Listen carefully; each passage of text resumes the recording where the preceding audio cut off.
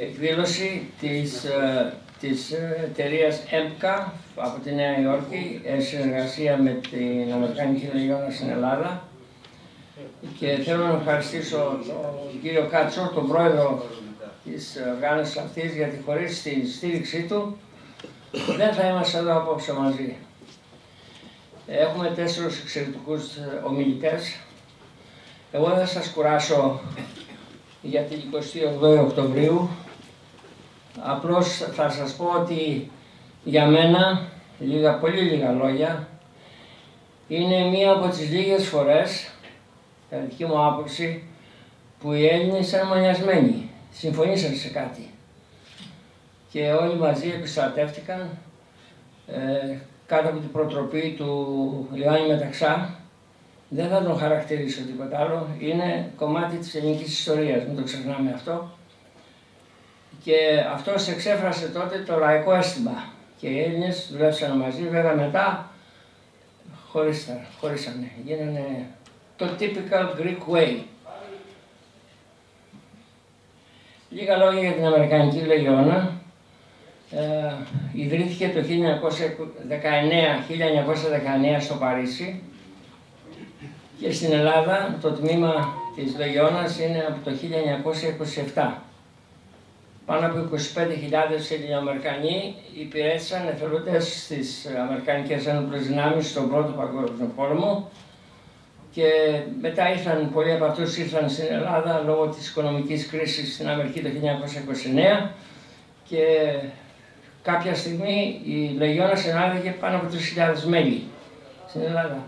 Είχε τμήματα στη Θεσσαλονίκη, στην Πάτρα, στην Τρίπολη, Καλαμάτα, Χανιά και στην Αθήνα βέβαια. Τώρα φέτος χάσαμε 4 μέλη ηλικίας 90 ετών και πάνω.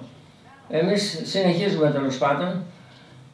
Η επόμενη μας εκδήλωση είναι στη Θεσσαλονίκη στις 9 Νοεμβρίου, όπου τιμούμε την ημέρα των βετεράνων. Η Αμερική ξέρει να τιμά τις ένοπλες δυνάμεις της. Είναι από τις λίγες χώρες που έχει 6 γιορτές το χρόνο και τιμούν τις ένοπλες δυνάμεις. Λίγες χώρες το έχουν αυτό. Το έχω πει και σε φίλους στρατιωτικούς στην Ελλάδα, γιατί στην Ελλάδα που έχουμε τόσους ένδοξους και γενναίους στρατιωτικούς, γιατί δεν τους τιμούμε και τους έχουμε υποβιβάσει. Τέλος πάντων. Οι ομιλητές ο πρώτος ομιλητής είναι ο κύριος Κάτσος. Κατόπιν θα μιλήσει ο υποπλήρχος and retired, vice admiral που λέμε στα αγγλικά, ο κύριος Φενέκος. Μετά ο κύριος, ο φίλος, ο πολυπράγμων, απόφοιτος PhD στο Πανεπιστήμιο της Γενέβης, ο κύριος Μελέτης Μελετόπουλος, και θα κλείσει ο κύριος Χούπης, ο οποίος είναι έγκριτος δημοσιογράφος, έχει παντού Έλληνες στην ΕΡΤ. Μόνο θα αναγνωρίσω 2 άτομα που ήρθαν, 2-3 άτομα που ήρθαν μακριά από την Αθήνα, ο στρατηγός ο κύριος Βασιλός, ήρθε από τον Ναύπλιο, κανένας άλλος ίσως από την περιοχή εδώ. Εντάξει, και εγώ είμαι από την περιοχή εδώ. Λοιπόν, εγώ είπα αρκετά νομίζω, σας κούρασα. Ο κύριος Κάτσος είναι ο πρώτος ομιλητής. Λου. Σε γνωρίζω από την όψη του σπαθιού την τρομερή. Σε γνωρίζω από την όψη που με διάμετράει τη γη. Απ' τα κόκαλα βγαλμένη των Ελλήνων τα ιερά και σαν πρώτα ανδριωμένη χαίρο χαίρε ελευθεριά και σαν πρώτα ανδριωμένη χαίρο χαίρε ελευθεριά και σαν πρώτα ανδριωμένη χαίρο χαίρε ελευθεριά. Oh, say, can you see by the dawn's early light what so proudly we hailed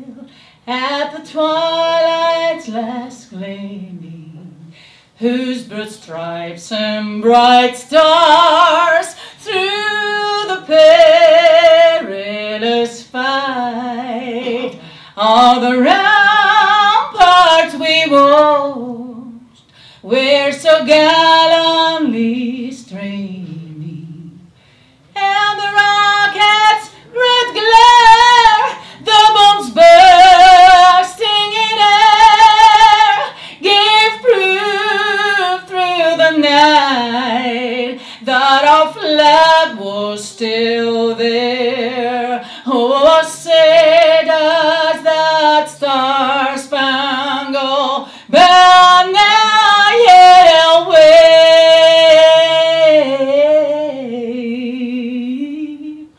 of the land of the free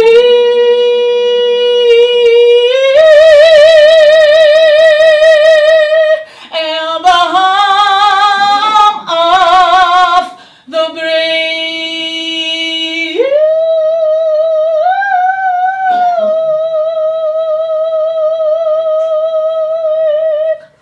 Thank you.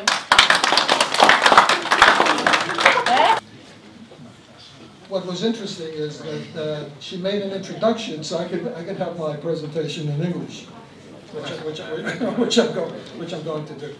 First of all, thank you all for coming here today. Hopefully everyone understands English. If not, it doesn't matter. But you'll get what I'm trying to say by my hand motions, basically. I'd like to thank, of course, Nikos, the commander of the American Legion of Greece here in Athens, on behalf of the East Mediterranean Business Cultural Alliance, for hosting this event and also for moderating this annual Orchidea event, October 28th, 1940 commemoration, and this year entitled The Day That Changed World War II and the World. EMCA, you should know, has an Orchidea event, or October 28th event, 1940, every single year. It's an extremely important event that we have in the United States. And in many cases, on a yearly basis, we have various professors, etc., whether it's live or on the internet, to discuss this very important day, not only what happened in Hellas, but also as an international event, and in our particular case, an event that's extremely important to the Hellenic diaspora, which I'll discuss in a second. I'd also like to thank, obviously, all the speakers today, the panelists. It's a tremendous group of people, and thank you, Nico, for bringing us all together.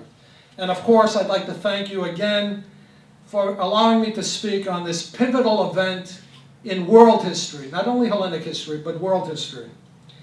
October 28, 1948, a national Hellenic holiday, represents when the Hellenic Prime Minister Metaxas was awoken to respond to a series of demands by Ambassador Emanuele Grazzi of Italy, a World War II Axis power, which would have allowed foreign troops free reign in Hellas, a neutral nation at the time. His response to these demands was not Orchi, obviously. It was in French, because that was the diplomatic language of that particular period. I'm not going to say it in French, because my French is not that good. But in English, he said, "Then this is war. Then this is war." And the Hellenic people's simple shout, "Orchi, no," which appeared first in the Hellenic headlines in the newspapers, obviously, the next day, led to battles by the Hellenes in the mountains of southern Albania and northern Hellas of historic international consequences. Again, what I said earlier, not only for Hellas, but for Europe and the free world. It was the longest resistance of to the Axis powers, originally called the Rome-Berlin Axis, during the Second World War, of all the nations in Europe, and it was the first time in the European theater that an Axis power was defeated. And we can discuss country after country that was falling at that time. Denmark and Czechoslovakia in one day. Yugoslavia, 3 days. Holland, 4 days. Belgium, 18 days. Poland, 30 days. France, 43 days. Norway, 61 days. Hellas resisted for a total of 219 days against Italy, then Germany, Bulgaria, and Albania. This resistance, very importantly, raised the hopes of occupied Europe and caused the Nazi forces, which was scheduled to go and attack the Soviet Union, the USSR at the time, under Operation Barbarossa, to divert their forces and invade Elas instead. This diversion subsequently led to the delay in the Nazi invasion of the USSR, as you know, in the winter, and the Nazis' eventual defeat there in the Soviet winter. Orchid Day was a major turning point in World War II and had an importance, including psychological, that went beyond and international again in scope. In addition, in spite of the ultimate Hellenic defeat, having fought long and hard, the bravery of Hellenic people during those difficult 6 months had an effect on changing how we, and I'm a representative, how we, Hellenic Americans, were perceived in America and Hellenes internationally in general. In America, it transformed Hellenic Americans from being thought of as the other to finally being accepted as Americans. The first photo I'm going to... wrong. Bear with me. Okay. Who knows what that symbol is, by the way, in the emblem that you have there? This is the 8th Infantry Division. It was the first unit to face the Italian invasion. And its motto is Orchi, as we know. When we talked earlier about Metaxas, this is the translation of Metaxas on October 28th. This is in English, by the way.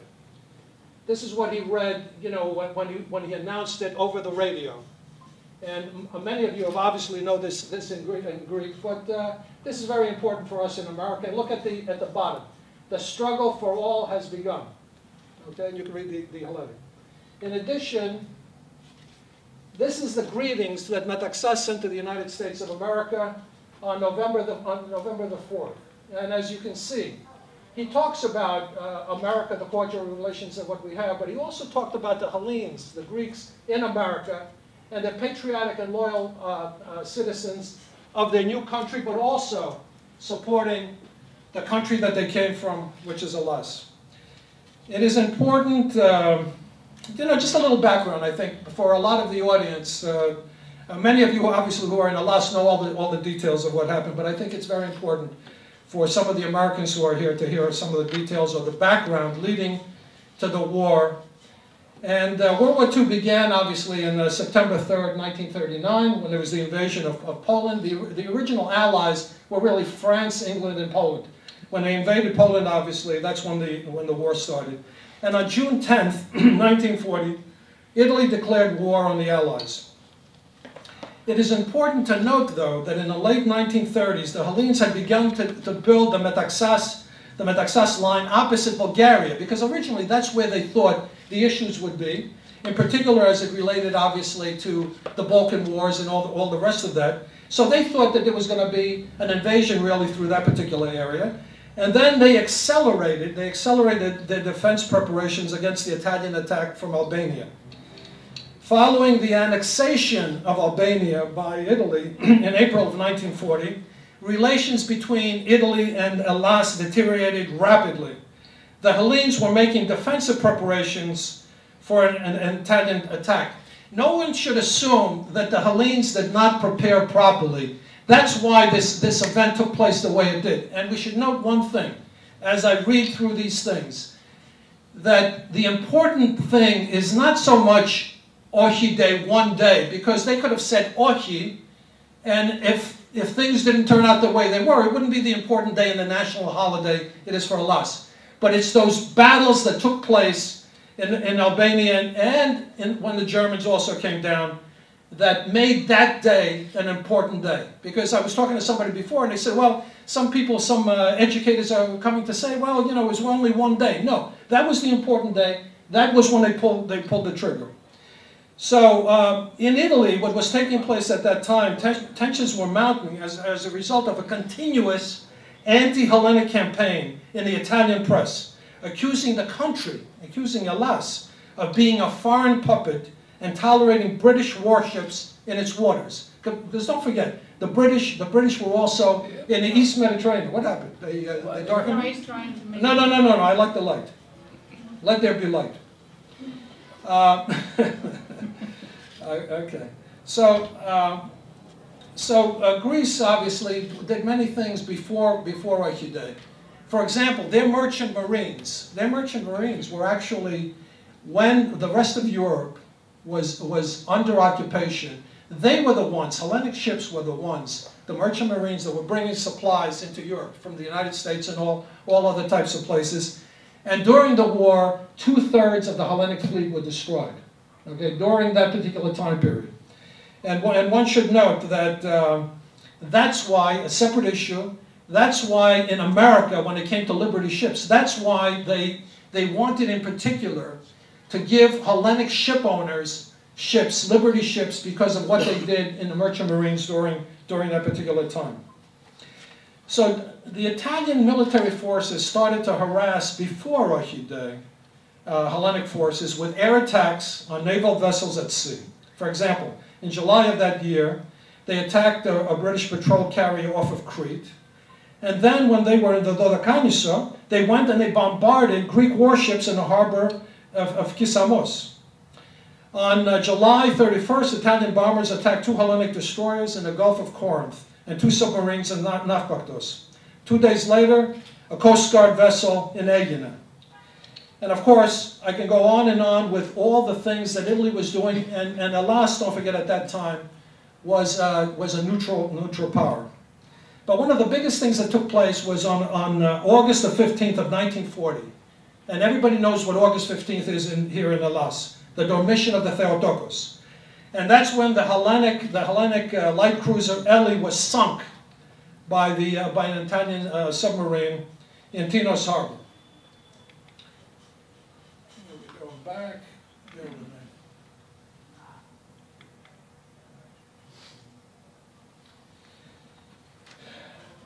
All of you know these photos of what took place in October 28th, and the war that was taking place, what was called the Greco-Italian War of 1940, took place between the kingdoms of Greece and the kingdoms of Italy. Don't forget, we had a kingdom at that particular time. We don't have a kingdom, obviously, now. And it was from October 28th to April the 23rd. Hellenic historians like to break down 3 periods of what we call that period of what transpired after Eichel Day. One was the Italian offensive and its defeat, and that took place from October 28th to November the 13th. The second was the Hellenic counter-offensive. In other words, the first one was when the Italians actually came into Epirus, Hellenic Epirus, not northern Epirus. And the second was the counter offense, when in fact they pushed them back into the borders of what is now Italy, or what we call northern Epirus. And the third one was obviously the gradual stabilization of the front, and then the forces were basically stalemated, and obviously we had what we discussed before, which was the German incursion into the area. Again, they fought in the mountains. They fought during the winter. Many of the things, the military munitions, had to be brought up into the mountains, and you can see in this particular photo people bringing them there. You can see again in the snow, and you can see obviously women burying loved ones. We should not forget that the war was not only fought by men, but it was also women. Women were there with the soldiers in the front. So it's very important that we recognize that. The invasion was a disaster for the Italians. You know, the 140,000 troops of the Italian army were poorly trained and equipped, and they had to contend, as we said, with the tenacious resistance of the military. Let's talk about a little bit about the forces to begin with. At that time, there was very few forces, obviously, in Hellas.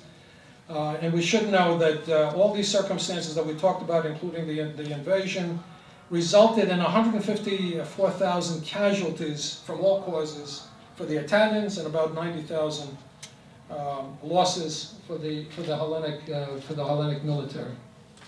Here you can see, the Hellenic forces, etc., as they were going into the capital of Albania at that particular time. Just to give you an example, Italy had 463 planes. We had only 79 planes. They had various tanks, etc., and many more thousands of troops than we had. With this disaster that took place with Italy, obviously Germany invaded, okay, as we mentioned before, and postponed the Operation Barbarossa. Most of the Hellenic army, of course, at that particular time was on the Albanian front. But the Germans basically had what they call Operation Marina, and where they began that operation actually through Bulgaria in April the 6th, which created a second front for Alas. Alas first had one front, but now they had basically two fronts. And obviously the Germans outflanked the Hellenic forces, and they were forced to surrender.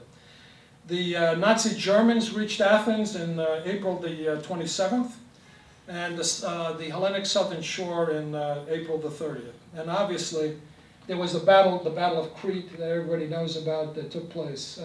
This is just a photo, actually. Two of the pilots that were down were from my village, so I decided to add this particular thing. The last two pilots, they actually lost their lives during in the Air Force during that particular time period. While this was going on, again, the shock of the world that this small country can stop Nazi forces, fascist forces. Throughout the world, there was all types of news articles that were taking place. This is just a sampling of the headlines of American papers. And everyone was following the war. Not the occupied countries, but everywhere around the world, everyone was following what the Hellenic people were doing. Because this was amazing to them, that this small country could stop these particular forces after all these other countries fell. So in American newspapers, throughout the United States, there were these type, and I'm just going to give you some examples of some of the things that were in the newspapers. These are cartoons, obviously, with articles and things of that nature. But you can see here, they shall not pass. And you can see that they equate the ancients with the moderns. The ancients with the moderns. Worthy of the past.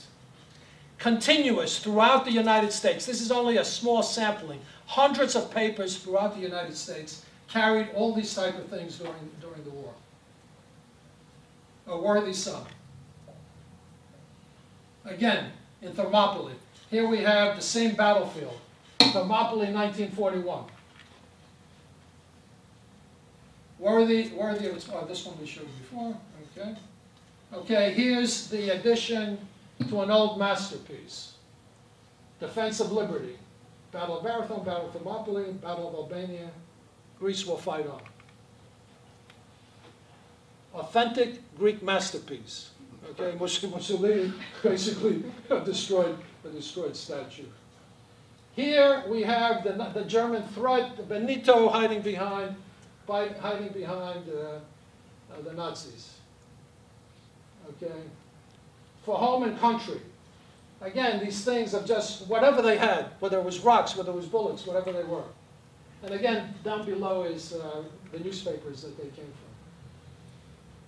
from. Again, you see a Greek soldier, a Fustanella, chasing Benito with a gun up his vicino.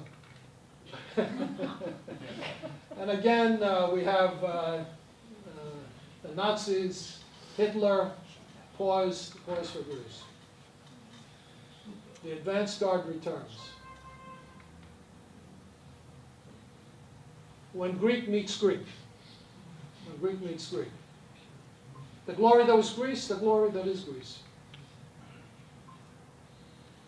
Finally, again, regardless of the fact that Alas was defeated, okay, regardless of the fact, and here it's a slave country or what have you, Greece basically showed itself. While this was taking place, you have to understand, you have to go back into Hellenic American history to understand what I meant before by finally, the Hellenic Americans, the people of the diaspora were finally thought of as Americans. Because these are some small facts. These are just examples, okay? This example here has to do with a riot that took place in Greektown in Nebraska. This happened in February of 1909, during which several Greeks were wounded and some killed, actually. A mob of 3,000 men displaced the population, the whole Hellenic population in that particular town, wrecking 30 buildings and starting a riot. Shortly after the riot, 3,000 Hellenic people who lived in that particular town. 1 year later, there were only 39 Greeks left in that particular town. Just a small example. Here you'll see again in the mines where some Greeks were killed, etc., and they were just left, in this particular case, in the tracks. And we all know, and we've all heard of the different sayings that used to take place in that particular time, where they would have, for example, in stores: no rats, no Greeks, all Americans. Okay, very famous. The Ludlow Massacre. The Ludlow Massacre, one of the most important massacres and strikes in the United States of America. And it had to do with Greek miners that were there. And it had to do in particular with Louis Tikas, Elias Anastasios Spantidakis, okay, who actually was the labor leader of the strikers, of the miners. And this massacre, they assassinated Tikas, who became a hero, obviously, in the United States, the statues to him, etc. And it was described as the bloodiest civil insurrection in American history since the Civil War of the United States. So a lot of Greeks were killed, etc. They were involved with the strikes. And again, these are the type of things that took place. Here you'll see an advertisement for a shoemaker, okay? And I'll say, wanted first-class shoemaker to do repair work, blah, blah, blah. No Greeks need apply. No Greeks need apply. I'm just bringing out these things because obviously I came from America this morning. There's Americans here. But I want everybody to understand the importance of what we call October 28th, 1940. Again, an international event, and also extremely important obviously to the diaspora. Okay, this is just another riot in Toronto, which again, thousands were killed. Not thousands were killed, actually 500, a few people were killed there. This is when, obviously, in April that we're talking about, where they raised the flag that was taken down by another famous Hellene, and a Greek flag hoisted. And this is the helmets of the Nazis that invaded Crete, etc. And that was the last time that Hitler used paratroopers anywhere in the war, because of what took place in Crete. And of course, all of you know that. So let me just say finally, it's very important. The day is very important. The fact that Italy was stopped, the fact that the Axis powers looked like they were going to be defeated, but obviously the importance of the day was all those months that took place. All of you who are sitting here, probably, including myself, have lost relatives during this particular period, whether it was in the mountains of Albania, or when it was when the Germans invaded in Greece. It was a terrible time. It was a terrible time with thousands of people, including people who died of hunger. And also it was a terrible time for other people that were also very important to us, okay? What's very important is not only Orthodox Hellenes fought, but also Jewish Hellenes fought. And we all know the bravery, for example, of Colonel Mordecai Frisis, who fought and died, and was one of the first officers who died in Albania. And And we should also know that 12,000, 13,000 Greek Jews fought in these particular battles. And we should know that about 4,000 of them were either dead or injured after the particular war. So this was a Hellenic war. And we should also know that what took place in Thessaloniki, obviously, where a lot of the Hellenic Jews were eventually massacred, over 80% of them. So I will just end with this, because I've spoken too much, and Nico is looking at me saying, Elia, you said 15 minutes, but you're continuing. You spoke too much. Yes. Exactly. Parochi Day is a celebration of Greece's unwavering spirit, the sacrifices of its people, and the pivotal role it played in the wider context of World War II. It reminds us that even in the darkest days, the human spirit can triumph, and that the pursuit of freedom and the defense of one's homeland are worth fighting for. Parochi Day stands as a testament to the enduring legacy of Hellenic bravery and resilience, inspired not only for the Hellenic nation, but also of the world. Zito Yelas. And apologies. Κάλυψες a lot of Greek history και πήγες και πίσω στο Τορόντο, το οποίο είναι μια μέρα που δεν πρέπει να ξεχνάμε τι κάνανε οι Καναδοί που σκοτώσαν τους Έλληνες εκεί. Οι Αμερικανοί δεν το κάνανε αυτό, κάνανε στα ορυχεία και στο Χρήστο Μαλασπίνα, θέλεις να πεις κάτι για την κοινότητα των Ελλήνων 28 Οκτωβρίου, ναι ή όχι? Έλα, σε παρακαλώ. Ο Χρήστος Μαλασπίνας είναι ένας τοπικός δημοσιογράφος της Ομογένειας. 2-3 λεπτά, μην ακολουθήσεις τον κύριο. 3 λεπτά. Γεια σας. Θέλω εγώ να επισημάνω ότι ό,τι συνέβη με αφορμή το όχι του Μεταξά και ό,τι επακολούθησε μετά στα πεδία των μαχών στην Ελλάδα, στα όρη και τα λαγκάδια, άλλαξε κυριολεκτικά τη μοίρα των Έλληνο-Αμερικανών μεταναστών στην Αμερική. Μέχρι τότε αντιμετωπίζονταν οι ομογενείς, οι μετανάστες οι Έλληνες στην Αμερική, ως πολίτες δεύτερης και τρίτης κατηγορίας. Υπήρχαν εστιατόρια που έγραφαν «Δεν δίνουμε σε σκύλους και σε Έλληνες φαγητό». Ό,τι συνέβη λοιπόν μόλις έγινε γνωστό στην Αμερική το όχι, ήταν ένα θαύμα. Από την άλλη μέρα το πρωί αντιμετώπιζαν οι Αμερικανοί τους Έλληνες ως απόγονους ημίθεων. Τους, όπως είδαμε και στις φωτογραφίες που έδειξε ο κύριος Λου, τους αποθέωσαν κυριολεκτικά. Και από τότε λοιπόν άρχισε να ανεβαίνει η ομογένεια στην Αμερική για να φτάσει σιγά σιγά στα σημερινά θαυμαστά της επιτεύγματα. Σας ευχαριστώ πολύ που με ακούσατε. Ωραία, πολύ ωραία. Λοιπόν, τώρα έχουμε έναν πραγματικό στρατιωτικό να μας μιλήσει. Όλοι είμαστε ερασιτέχνες εδώ. Έχουμε τον κύριο Φενέκο, ο οποίος είναι υποπλήρχος Rear Admiral retired in the Hellenic Navy. Κύριε Φενέκο, the floor is yours. Καλησπέρα σας. Είναι τιμή μου που είμαι με ένα τέτοιο ακροατήριο απόψε. Μετά από έναν εξαιρετικό ομιλητή, ο οποίος πραγματικά έθιξε τα σοβαρότερα ζητήματα. Και χαίρομαι που βλέπω και την φίλη Νατάσα, που είναι παιδική φίλη και τιμά την Ελλάδα με την καλλιτεχνική της παρουσία. Ελέγχθησαν όλα τα θέματα σε ό,τι αφορά το πώς αντιμετώπιζαν οι Καναδοί, οι Αυστραλοί, οι Αμερικάνοι στην αρχή τους Έλληνες.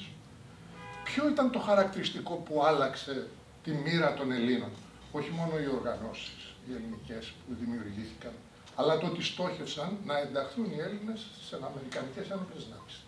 Από τη στιγμή που οι Έλληνες εντάχθηκαν στις αμερικανικές, στις αυστραλιανές, στις καναδικές ένοπλες δυνάμεις και μαχήθηκαν, πέθαναν και τιμήθηκαν γι' αυτό, άρχισε να αλλάζει το κλίμα. Και δεν είναι μόνο στο Δεύτερο Παγκόσμιο Πόλεμο. Και στον Πρώτο Παγκόσμιο Πόλεμο θα πούμε μερικές ιστορίες για να καταλάβουμε. πολλοί τιμήθηκαν με τις μεγαλύτερες τιμητικές διακρίσεις της αμερικανικής διοίκησης. Θα σας πω το χαρακτηριστικό παράδειγμα του Ντιλμπόι. Ο Τζον Ντιλμπόι είναι ένα θαυμάσιο παράδειγμα που δεν το ξέρουμε και θα πρέπει να το προβάλλουμε. Κατετάγει λοιπόν στον Αμερικανικό στρατό, Σπαρτιάτης, γεννηθής στη Σπάρτη, πήγε στη Γαλλία, πολέμησε σε πολλές μάχες και σε μία μάχη, όπου ήταν τρομερά αιματηρή και πέθανε πολλοί κόσμος, βγήκε μπροστά μόνος του και επιτέθηκε στο πολυβολείο το γερμανικό, τον τραυμάτισαν, το ένα του πόδι σχεδόν είχε αποκοπεί, παρόλα αυτά σύρθηκε και συνέχισε να μάχεται, κατέστρεψε το πολυβολείο και σώθηκαν εκατοντάδες άλλοι συμμαχητές του. Η Αμερική λοιπόν τον τίμησε σαν ήρωα.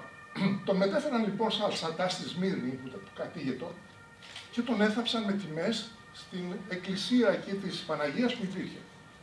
Όταν το 22 οι Τούρκοι κατέλαβαν την Σμύρνη, πήγαν και σύλλησαν τον τάφο. Το μαθαίνει λοιπόν ο πρόεδρος των ΗΠΑ, σημειωτών, ο Γουίλσον ήταν αυτός που έλεγε με τιμές να πάει να κυδευθεί στη Σμύρνη. Το μαθαίνει λοιπόν ο τότε πρόεδρος των ΗΠΑ, στέλνει αμέσως καταδρομικό αμερικανικό στη Σμύρνη απ' έξω, απαιτεί από τους Τούρκους να αποκαταστήσουν και το φέρετρο και τη σημαία, η οποία είχε και την ελληνική σημαία, δεν ήταν μόνο η αμερικανική σημαία, ήταν και η ελληνική σημαία. Απαιτεί με τιμές τους Τούρκους οι οποίοι σύλλησαν τον τάφο, με τιμές να τον συνοδεύσουν μέχρι τη βάρκα που τον πήγε στο καταδρομικό. Τον μετέφεραν στην Αμερική και κάνανε μια εξαιρετικά τιμητική τελετή για αυτόν και ένα μνημείο και του έδωσαν το μεγαλύτερο παράσημο που υπήρχε στην αμερικανική διοίκηση. Και μάλιστα προς τιμήν το ελληνικό έθνος που ξεχνάει πολλές φορές, το 18-10, τον κύριο Σπιλετόπουλο νομίζω, έκανε το μνημείο του στο πάρκο των ενόπλων δυνάμεων και είχε έρθει και ο πρεσβευτής και έγιναν και λόγοι και το 18 στο Άρλινγκτον που θαύτηκε έγινε και ειδική τελετή με τον τότε εκπρόσωπο του Αμερικανικού Πενταγώνου. Εξαιρετική τιμή, έτσι. Και δεν είναι μόνο αυτός. Ο Στιβ Πισάνος. Τι ήταν ο Στιβ Πισάνος? Ένα παιδάκι από τον Κολονό, ο οποίος ήθελε να γίνει αεροπόρος. Δεν ήταν καλός μαθητής, μπήκε σε ένα καράβι, τα κατάφερε, πήγε μετανάστη στην Αμερική, δούλευε συνέχεια για να βγάλει λεφτά να πάει σε μια σχολή να γίνει πιλότος πολιτικής αεροπορίας. Και όταν τα κατάφερε, τι του είπανε? Α, δεν μπορείς να πετάς γιατί δεν έχεις υπηκότητα. Μέσα σε αυτή την απελπισία μαθαίνει ότι στην Αγγλία, όταν η RAF είχε προβλήματα με πιλότους, δεχόντουσαν και ξένους ακόμα για να πετάξουν τα αεροσκάφη της RAF εναντίον των Γερμανών. Σηκώνεται λοιπόν και φεύγει και πάει στην Αγγλία και κατατάσσεται σε μια ειδική μονάδα Αμερικανών, άσχετα αν δεν είχε την υπηκότητα, που πετάγανε τα RAF γιατί είχαν ανάγκη από πιλότους. Με μια ηρωική λοιπόν παρουσία στις ένοπλες δυνάμεις της Αγγλίας πλέον με RAF, που έχει καταρρίψει πολλά αεροσκάφη, είναι πραγματικός ήρωας, πέφτει στη Γαλλία. Στη Γαλλία τον κυνηγάνε να τον πιάσουν οι Γερμανοί, καταφέρει, μπαίνει σουσμακή, πολεμάει, τα καταφέρνει, γυρνάει. Αν τη διαβάσετε δηλαδή την περίπτωση του Στιβ Πισάνου, είναι απίθανη. Γυρνάει στην Αμερική με τη μέση ήρωα, δεν μπορούσε όμως να ξαναπετάξει στη συνέχεια γιατί υπήρχε ένας περιορισμός ότι αν είχε κάνει στην αντίσταση, γνώριζε τα μυστικά της αντίστασης και αν τον συλλάμβαναν οι Γερμανοί και έπεφτε με το αεροπλάνο, ενδεχόμενα να πρόδιδε από τους βασανισμούς της θέσης των Μακί. Και γι' αυτό του είπαν μην ξαναπετάξεις, όμως ήταν ήρωας. Και δεν είναι μόνο αυτός, είναι και άλλοι πολλοί. Όταν ήμουνα λοιπόν στην Νορμανδία που γινόταν η τελετή για την επέτειο του πολέμου, του τέλους του πολέμου, με ρωτάει ο Αμερικανός πρεσβευτής, γιατί εσείς στην Ελλάδα γιορτάζετε στην αρχή των πολέμων? Του λέω, είναι απλό, γιατί είμαστε ένας λαός που έχει μάθει να αγωνίζεται, που δεν οροδούμε μπροστά στους κινδύνους και στις μάχες και μας ενώνει σαν Έλληνες το γεγονός ότι έχουμε να αντιμετωπίσουμε ένα κίνδυνο και πρέπει όλοι μαζί να συσπηρωθούμε για να το αντιμετωπίσουμε. Παραξενεύτηκε. Γιατί δεν ξέρει την ιστορία της Ελλάδος. Γιατί δεν ξέρει, παράδειγμα, ότι όταν τα πλοία έφευγαν από τον Ναύσαθμο για να πάνε στη Μέση Ανατολή, υπήρχαν πάνω στα πλοία, πώς να το πω, δεν θέλω να πω πολιτικό χαρακτηρισμό, άνθρωποι οι οποίοι δεν ήθελαν να πάρουν τα πλοία στη Μέση Ανατολή, δεν ήθελαν να συνεχίσουν τον πόλεμο ή ήθελαν άλλοι να παραδοθούν τους Γερμανούς γιατί είχαν φοβηθεί, θέλαν να μείνουν στις οικογένειες τους πίσω, οι άλλοι ήταν άλλων πολιτικών αντιλήψεων και είχαν τεινάξει στο στόλο μας στον αέρα. Και όταν ο στόλος μας πήγε στη Μέση Ανατολή για 2 χρόνια, γινόντουσαν στάσεις μες στα πλοία, επαναστάσεις. Και οι Άγγλοι δεν μας είχαν εμπιστοσύνη να μας αναθέσουν αποστολές. Ο πεθερός μου που ήταν στον Αβέροφ αξιωματικός, ο Αβέροφ που δεν το ξέρουμε, επιχειρούσε στην Ινδία, στον Ινδικό ωκεανό. Τον είχαν στείλει οι Αμερικάνοι για να συνοδεύει νιοπομπές.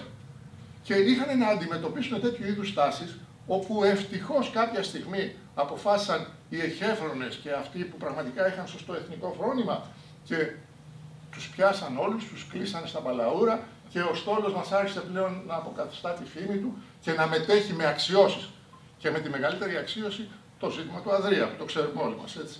Που γύρισε με τιμές, ήταν παραταγμένος όλος ο αγγλικός στόλος δεξιά και αριστερά και όλα τα πλοία και απέδιδαν τιμές στον Ανδρεία που ήρθε με μισό καράβι μετά από μάχες που επέστρεψε στην Αλεξάνδρεια. Έχετε πάει στην Κωνσταντινούπολη, φαντάζομαι. Προχθές είχα πάει και στη Βενετία και είδα έχουν 4 άλογα. 4 άλογα μπρούτζινα. Το τέθρυπο του Λυσικού. Τα οποία τα είχαν πάρει από κλεψιμαίκα. Αυτά τα άλογα είχαν φτιαχτεί από μπρούτζο σε μια εποχή που δεν ξέραμε από τους αρχαίους Έλληνες, αλλά οι φήμες είναι ότι όπως και το τρίφυλλο φίδι, το τρικέφαλο φίδι που υπάρχει στην Κωνσταντινούπολη, ήταν από τα όπλα στις πλατεές που έχασαν οι Πέρσες και οι Έλληνες τα πήραν όλα αυτά και τα έκαναν ανάθημα στον αντίο των Δελφών. Άμα πάτε σήμερα στην Κωνσταντινούπολη, αυτό είναι χωμένο κάτω. Τα κεφάλια λείπουν, ένα είναι στο Μουσείο της Κωνσταντινούπολης, ένα είναι στην Αγγλία, το άλλο δεν ξέρω τι είναι, ίσως ξέρετε εσείς καλύτερα σαν ιστορικός. Το κόψανε Γάλλοι. Ναι. Αλλά είναι τραγικό ότι πάμε εκεί και δεν ξέρουμε ότι αυτή είναι η ιστορία του τόπου μας, είναι αυτό που μας καθιστά Έλληνες, είναι αυτή η συνέχεια του ελληνισμού που είδαμε μέσα από τις μάχες και τους αγώνες. Και μέσα εκεί πάνε και πετάνε σκουπίδια. Και οι ξεναγοί δεν λένε τίποτα στους τουρίστες που πάνε, έστω και για τουρισμό στην Κωνσταντινούπολη. Πρέπει λοιπόν να αναστήσουμε πραγματικά αυτές τις εποποιίες της Ελλάδος. Και θα έρθω και στην περίπτωση του Μεταξά. Ο Μεταξάς ήταν ένα δικτάτορας, μπορεί να πει ο καθένας ό,τι θέλει. Όμως είχε έναν εθνικό σκοπό. Δεν με ενδιαφέρει αν ήταν δικτάτορας, αν ήταν δημοκράτης. Από τη στιγμή που υπηρέτησε τον εθνικό σκοπό και την πατρίδα μας με σωστό τρόπο, δεν θα τον κρίνω για την πολιτική του, θα τον κρίνω για αυτό ακριβώς το πράγμα που έκανε. Και θα σας πω και μια ιστορία που δεν την ξέρετε. Γνωρίζετε τον αντιστράτηγο στη συνέχεια Κατσιμήτρο? Ελάχιστοι τον ξέρουν. Χαράλαμπος Κατσιμήτρος. Τι ήταν ο Κατσιμήτρος? Ένας συνταγματάρχης που ήταν στο Σύνταγμα Πεζικού στην περιοχή της Υπήρου. Τότε λοιπόν το ελληνικό επιτελείο μετά από τις μάχες με την Ιταλία που είχε διασπαστεί, γιατί ναι μεν εισέβαλαν, άρχισαν να εισβάλλουν οι Γερμανοί, αλλά υπήρχαν ακόμα μάχες στο Ιταλικό μέτωπο, δεν είχε ολοκληρωθεί η όλη επιχείρηση. Ο Κατσιμήτρος λοιπόν όταν ήταν να αντιμετωπίσει τους Ιταλούς, το επιτελείο θεωρούσε ότι δεν έχει την ικανότητα να τους αντιμετωπίσει και ότι έπρεπε να διαφυλαχτούν οι δυνάμεις, να οπισθοχωρήσει στη γραμμή Αιτωλοακαρνανίας, να διαφυλάξει τα στρατεύματα και θα βλέπαν τι θα κάναν στη συνέχεια. Ο Κατσιμήτρος όμως τι είπε? Βγήκε και είπε και λέει μένω καλπάκι. Αυτή ήταν η απάντηση που έδωσε στο επιτελείο. Παραμένει λοιπόν εκεί, παραβιάζει τη διαταγή του επιτελείου, με τους στρατιώτες του, οι οποίοι περισσότεροι ήταν ντόπιοι, παιδιά χωρικών, οι οποίοι ήθελαν να υπερασπίσουν το έδαφος τους, την πατρίδα τους, τις οικογένειές τους. Παραμένει, κερδίζει τις πρώτες μάχες και παίρνει στο κυνήγι τους Ιταλούς, φτάνοντας μέχρι βαθιά στην Αλβανία. Το Κατσιμήτρο το ξεχάσαμε, ξέρετε, γιατί έκανε ένα λάθος. Αμέσως μετά, όταν ήρθαν οι Γερμανοί και κατάλαβαν τη χώρα, έκανε το λάθος να μπει στην κυβέρνηση Τσολάκογλου. Και η Ελλάδα το ξέχασε μέχρι το 1962 που αποφάσισε να αποκαταστήσει τη φήμη του. Και έρχομαι σε αυτό το κομμάτι των Ελλήνων, όλου του κόσμου, που πολέμησαν, γιατί δεν πολέμησαν μόνο οι Έλληνες εδώ, ούτε μόνο οι Αμερικανοί. 30.000 Έλληνες πολέμησαν με τους Σοβιετικούς στο Στάλινγκραντ και στο Λένινγκραντ εναντίον των Γερμανών. 20.000 Κύπροι πολέμησαν με τους Άγγλους. Πάρα πολλοί Έλληνες που ήταν Αιγυπτιώτες εντάχθηκαν στις στρατιωτικές δυνάμεις και πολέμησαν Δηλαδή είχαμε τεράστιο φόρο αίματος και τιμής στο Δεύτερο Παγκόσμιο Πόλεμο. Και δυστυχώς αυτά ούτε τα διδάσκουμε στα σχολεία, αλλά τα έχουμε ξεχάσει και εμπολίσει. Και έχουμε ξεχάσει και κάτι άλλο, τους δοσύλλογους. Πριν πάω όμως στους δοσύλλογους, θα πω κάτι που είναι τιμή μας για μας, για το 122 σύνταγμα που έγινε στην Αμερική. Τότε λοιπόν ο Wild Bill Donovan, ο οποίος ήταν ένας δικηγόρος της Wall Street, πολύ πετυχημένος, αποφάσισε να εξετάσει, πριν ακόμα οι Γερμανοί αρχίζουν να διεισδύουν προς τα Βαλκάνια, να δει αν υπάρχει δυνατότητα να αντιμετωπιστούν. Γυρνάει λοιπόν πίσω και λέει: σε τακτικό αγώνα είναι δύσκολο να τους αντιμετωπίσουμε. Πρέπει όμως να κάνουμε δυνάμεις καταδρομών και δυνάμεις ανορθοδόξου πολέμου. Πιάνει λοιπόν και φτιάχνει το 122 σύνταγμα πεζικού, που απαρτίζεται μόνο από Έλληνες, και το 122 ήταν τα 122 χρόνια της Ελλάδας από την απελευθέρωσή της. Αυτό το σύνταγμα λοιπόν, το οποίο αποτελείται από 200 άτομα περίπου, ήρθε στην Ελλάδα, ενώ οι Γερμανοί την είχαν καταλάβει, και έκανε 100 επιχειρήσεις. Αν δείτε δηλαδή τις επιτυχίες που είχε, ήταν 3.000 θύματα Γερμανών, 200 αμαξοστοιχίες, 20-30 γέφυρες. Δηλαδή το έργο που έκανε αυτό το 122 σύνταγμα ήταν τεράστιο. Γιατί το θάψαμε το 122 σύνταγμα? Γιατί αμέσως μετά η εσωτερική μας διαμάχη και ο εμφύλιος, επειδή αυτοί εντάχθηκαν μέσα στο δυτικό στρατόπεδο μαζί με τους Άγγλους και με τις εθνικές δυνάμεις, η αριστερίζουσα αντίληψη που υπήρχε τότε έλεγε: θάψτε αυτό, μην το συζητάμε. Και το θάψαμε. Ποιος από εσάς ήξερε για το 122 του κυρίου Πρωθυπουργού? Έτσι, λίγοι το ξέραν. Αυτό λοιπόν είναι το μεγάλο μας πρόβλημα. Και θα έρθω σε ένα ανέκδοτο για να κλείσω και να... Είναι ένας κριτικός πατέρας. Γεννιέται το πρώτο του κοπέλι και του κάνει δώρο μια χατζάρα. Το παιδί όσο μεγαλώνει, παίζει με τη χατζάρα, φτάνει σε ηλικία 15 χρονών και μαζί με τους φίλους του βλέπει ένα ωραίο ρολόι. Πάει μέσα στο αυτό και την αλλάζει. Τη χατζάρα παίρνει το ρολόι. Γυρνάει πίσω και λέει στον πατέρα του: πατέρα, λέει, για δες, λέει, το ρολόι που πήρα. Και του λέει ο πατέρας: τι τα κάνεις με το ρολόι, άμα έρθει ο οχτρός? Θα του πεις 8 παρατέταρτο. Ευχαριστώ πολύ που με ακούσατε. Ο επόμενος ομιλητής είναι ο Μελέτης ο Μελετόπουλος, ο οποίος έχει πάρει ένα διδακτορικό στις διεθνείς οικονομικές επιστήμες από τη Γενέβη. Αλλά εγώ τον ξέρω, τον έχω παρακολουθήσει από όλο το θαυμάσιο έργο που κάνει στην Ελλάδα, που αναδεικνύει την ελληνική ιστορία, που πολλοί από εμάς την έχουν ξεχάσει. Λοιπόν, παρακαλώ κύριε Μελετόπουλε, να είστε καλά. Ευχαριστώ κύριε Πρόεδρε για την γεννητική πρόσκληση. Κυρίες και κύριοι, ήμουν πρώτη γυμνασίου όταν στο σχολείο μου, το Κολέγιο Αθηνών, ο καθηγητής ιστορίας Γεράσιμος Βανδόρος ανέλαβε να εκφωνήσει τον πανηγυρικό την 28η Οκτωβρίου. Αυτό έγινε το 1975 τον Οκτώβριο.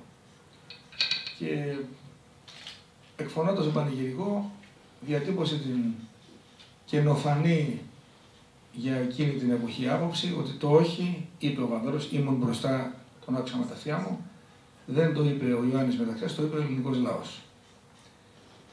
Έγινε βεβαίως άλλος, έγινε πρωτοσέλιδος εφημερίδες, αλλά από τότε κατά κάποιο τρόπο η άποψη ότι το όχι το είπε ο ελληνικός λαός έγινε ένα είδος εμβλήματος της, ας πούμε, αντιμεταξικής, αντιδεξιάς, αριστερής, ας πούμε, ιστοριογραφίας. Το ένα λοιπόν, αν θέλετε, στοιχείο είναι το όχι το είπε ο ελληνικός λαός, και το δεύτερο είναι ότι ο ελληνικός λαός πολέμησε το φασισμό και όχι την Ιταλία. Έτσι πολέμησε δηλαδή ένα πολιτικό σύστημα. Επομένως, όλη η εικόνα της 28ης Οκτωβρίου κατά κάποιο τρόπο σφυριλατήθηκε στη διάρκεια της μεταπολίτευσης πάνω σε αυτούς τους δύο πυλώνες. Το όχι το είπε ο ελληνικός λαός, ο οποίος πολέμησε το φασισμό. Και τα δύο βεβαίως είναι απολύτως εκτός τόπου και χρόνου. Ας ξεκινήσουμε από το πρώτο. Ποιος είπε το όχι? Το 1996 ο Ναύαρχος, ο κύριος Φενέκος, φαντάζομαι θα ήσασταν τότε κυβερνήτης, έγιναν τα ήμια. Όταν λοιπόν άκουσα στο ραδιόφωνο ότι κατελήφθη μια ελληνική βραχονησίδα, εγώ είχα αφιπηρετήσει στο πολεμικό ναυτικό από το 1990 και έκανα αυτό το οποίο θεώρησα αυτονόητο ότι έπρεπε να κάνω, πήρα τα πράγματά μου και παρουσιάστηκα στη μονάδα μου. Και γινόταν πανζουρλισμός. Χιλιάδες άνθρωποι ζητούσαν όλοι να πάνε στην πρώτη γραμμή. Κλίμα 40. Το κλίμα λοιπόν που υπήρχε το 40 υπήρχε και το 96. Απλά το 96 δεν υπήρχε ο Ιωάννης Μεταξάς. Εάν το 1940 ο Ιωάννης Μεταξάς απαντούσε στον Ιταλό πρεσβευτή ότι καλά κύριε πρέσβη, να το συζητήσουμε, να κάνουμε μια επιτροπή, να παραπέμψουμε τις διαφορές μας στο Διεθνές Δικαστήριο της Χάγης, να συνυπογράψουμε ένα συνυποσχετικό κτλ. Δεν θα είχε γίνει το έπος του 40. Είναι τόσο απλό.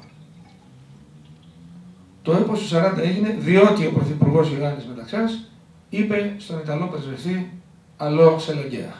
Το λέω εγώ στα γαλλικά που δεν το είπατε εσείς. Και θέλω εδώ να τονίσω ότι το «Αλλό σελαγκέα» είναι πιο βαρύ από τη λέξη «όχι». Προσοχή.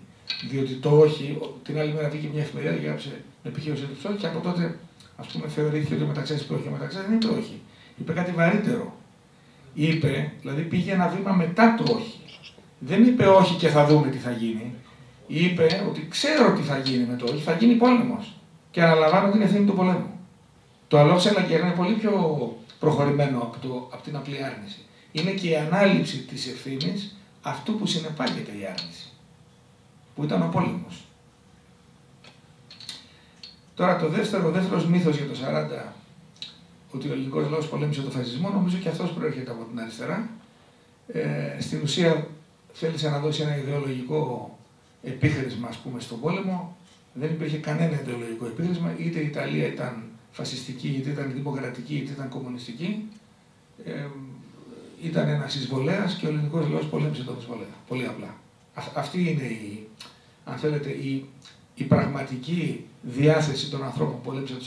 Δεν πήγαν στα βουνά της Αλβανίας να πολεμήσουν τον φασισμό. Πήγαν στα βουνά της Αλβανίας να πολεμήσουν τον Ιταλό εισβολέα. Τελεία. Ότι υπήρξε μια πάνδημη συστράτευση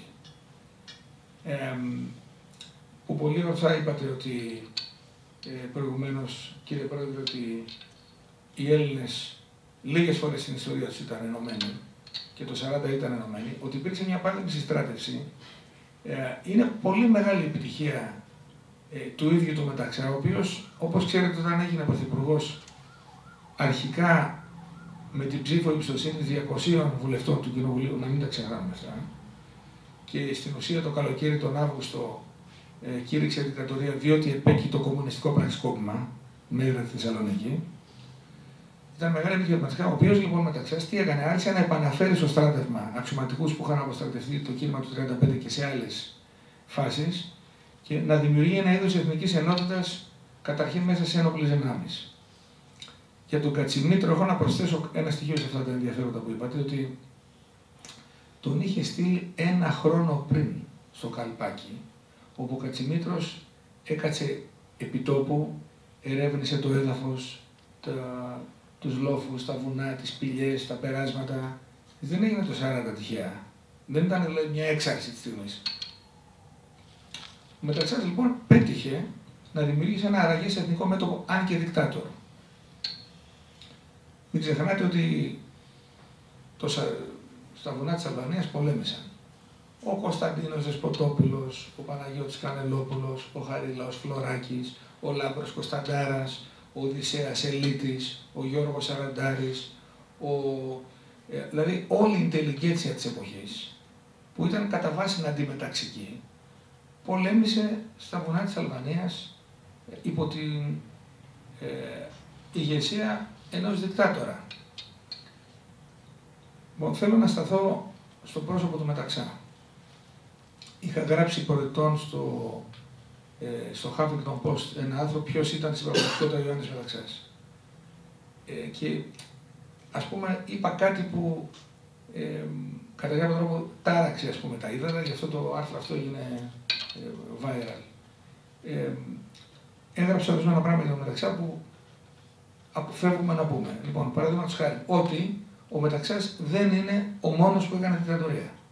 Δικτατορία έκανε ο Δημοκρατικός Πλαστήρας, εκ των ηγετών της Δημοκρατικής Παράταξης. Δικτατορία έκανε ο Κονδύλης.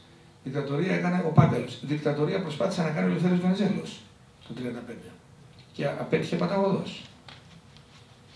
Πρώτη παρατήρηση λοιπόν, η δικτατορία ήταν ένα σενάριο την εποχή, γίνει για όλους. Δικτατορία προσπάθησε να κάνει το ΚΚΕ. Το ΚΚΕ του Μεσοπολέμου δεν είναι το σημερινό. Ήταν μια, ας πούμε, αν θέλετε, παρέα ανθρώπων που φαντασιώνονται μια κοινωνία κομμουνιστική κτλ. Ήταν μια πολύ αποφασισμένη ομάδα αδίστακτων ανθρώπων που ήθελαν να ανατρέψουν δια της βίας το αστικό καθεστώς και να επιβάλλουν κομμουνιστική δικτατορία δια της βίας. Το έλεγε το καταστατικό του, δεν σας λέω κάτι, ας πούμε, ιδεολογικό πλημμένο. Αυτό ήταν το Κομμουνιστικό Κόμμα. Δεν κρίνουμε, ιστορία κάνουμε.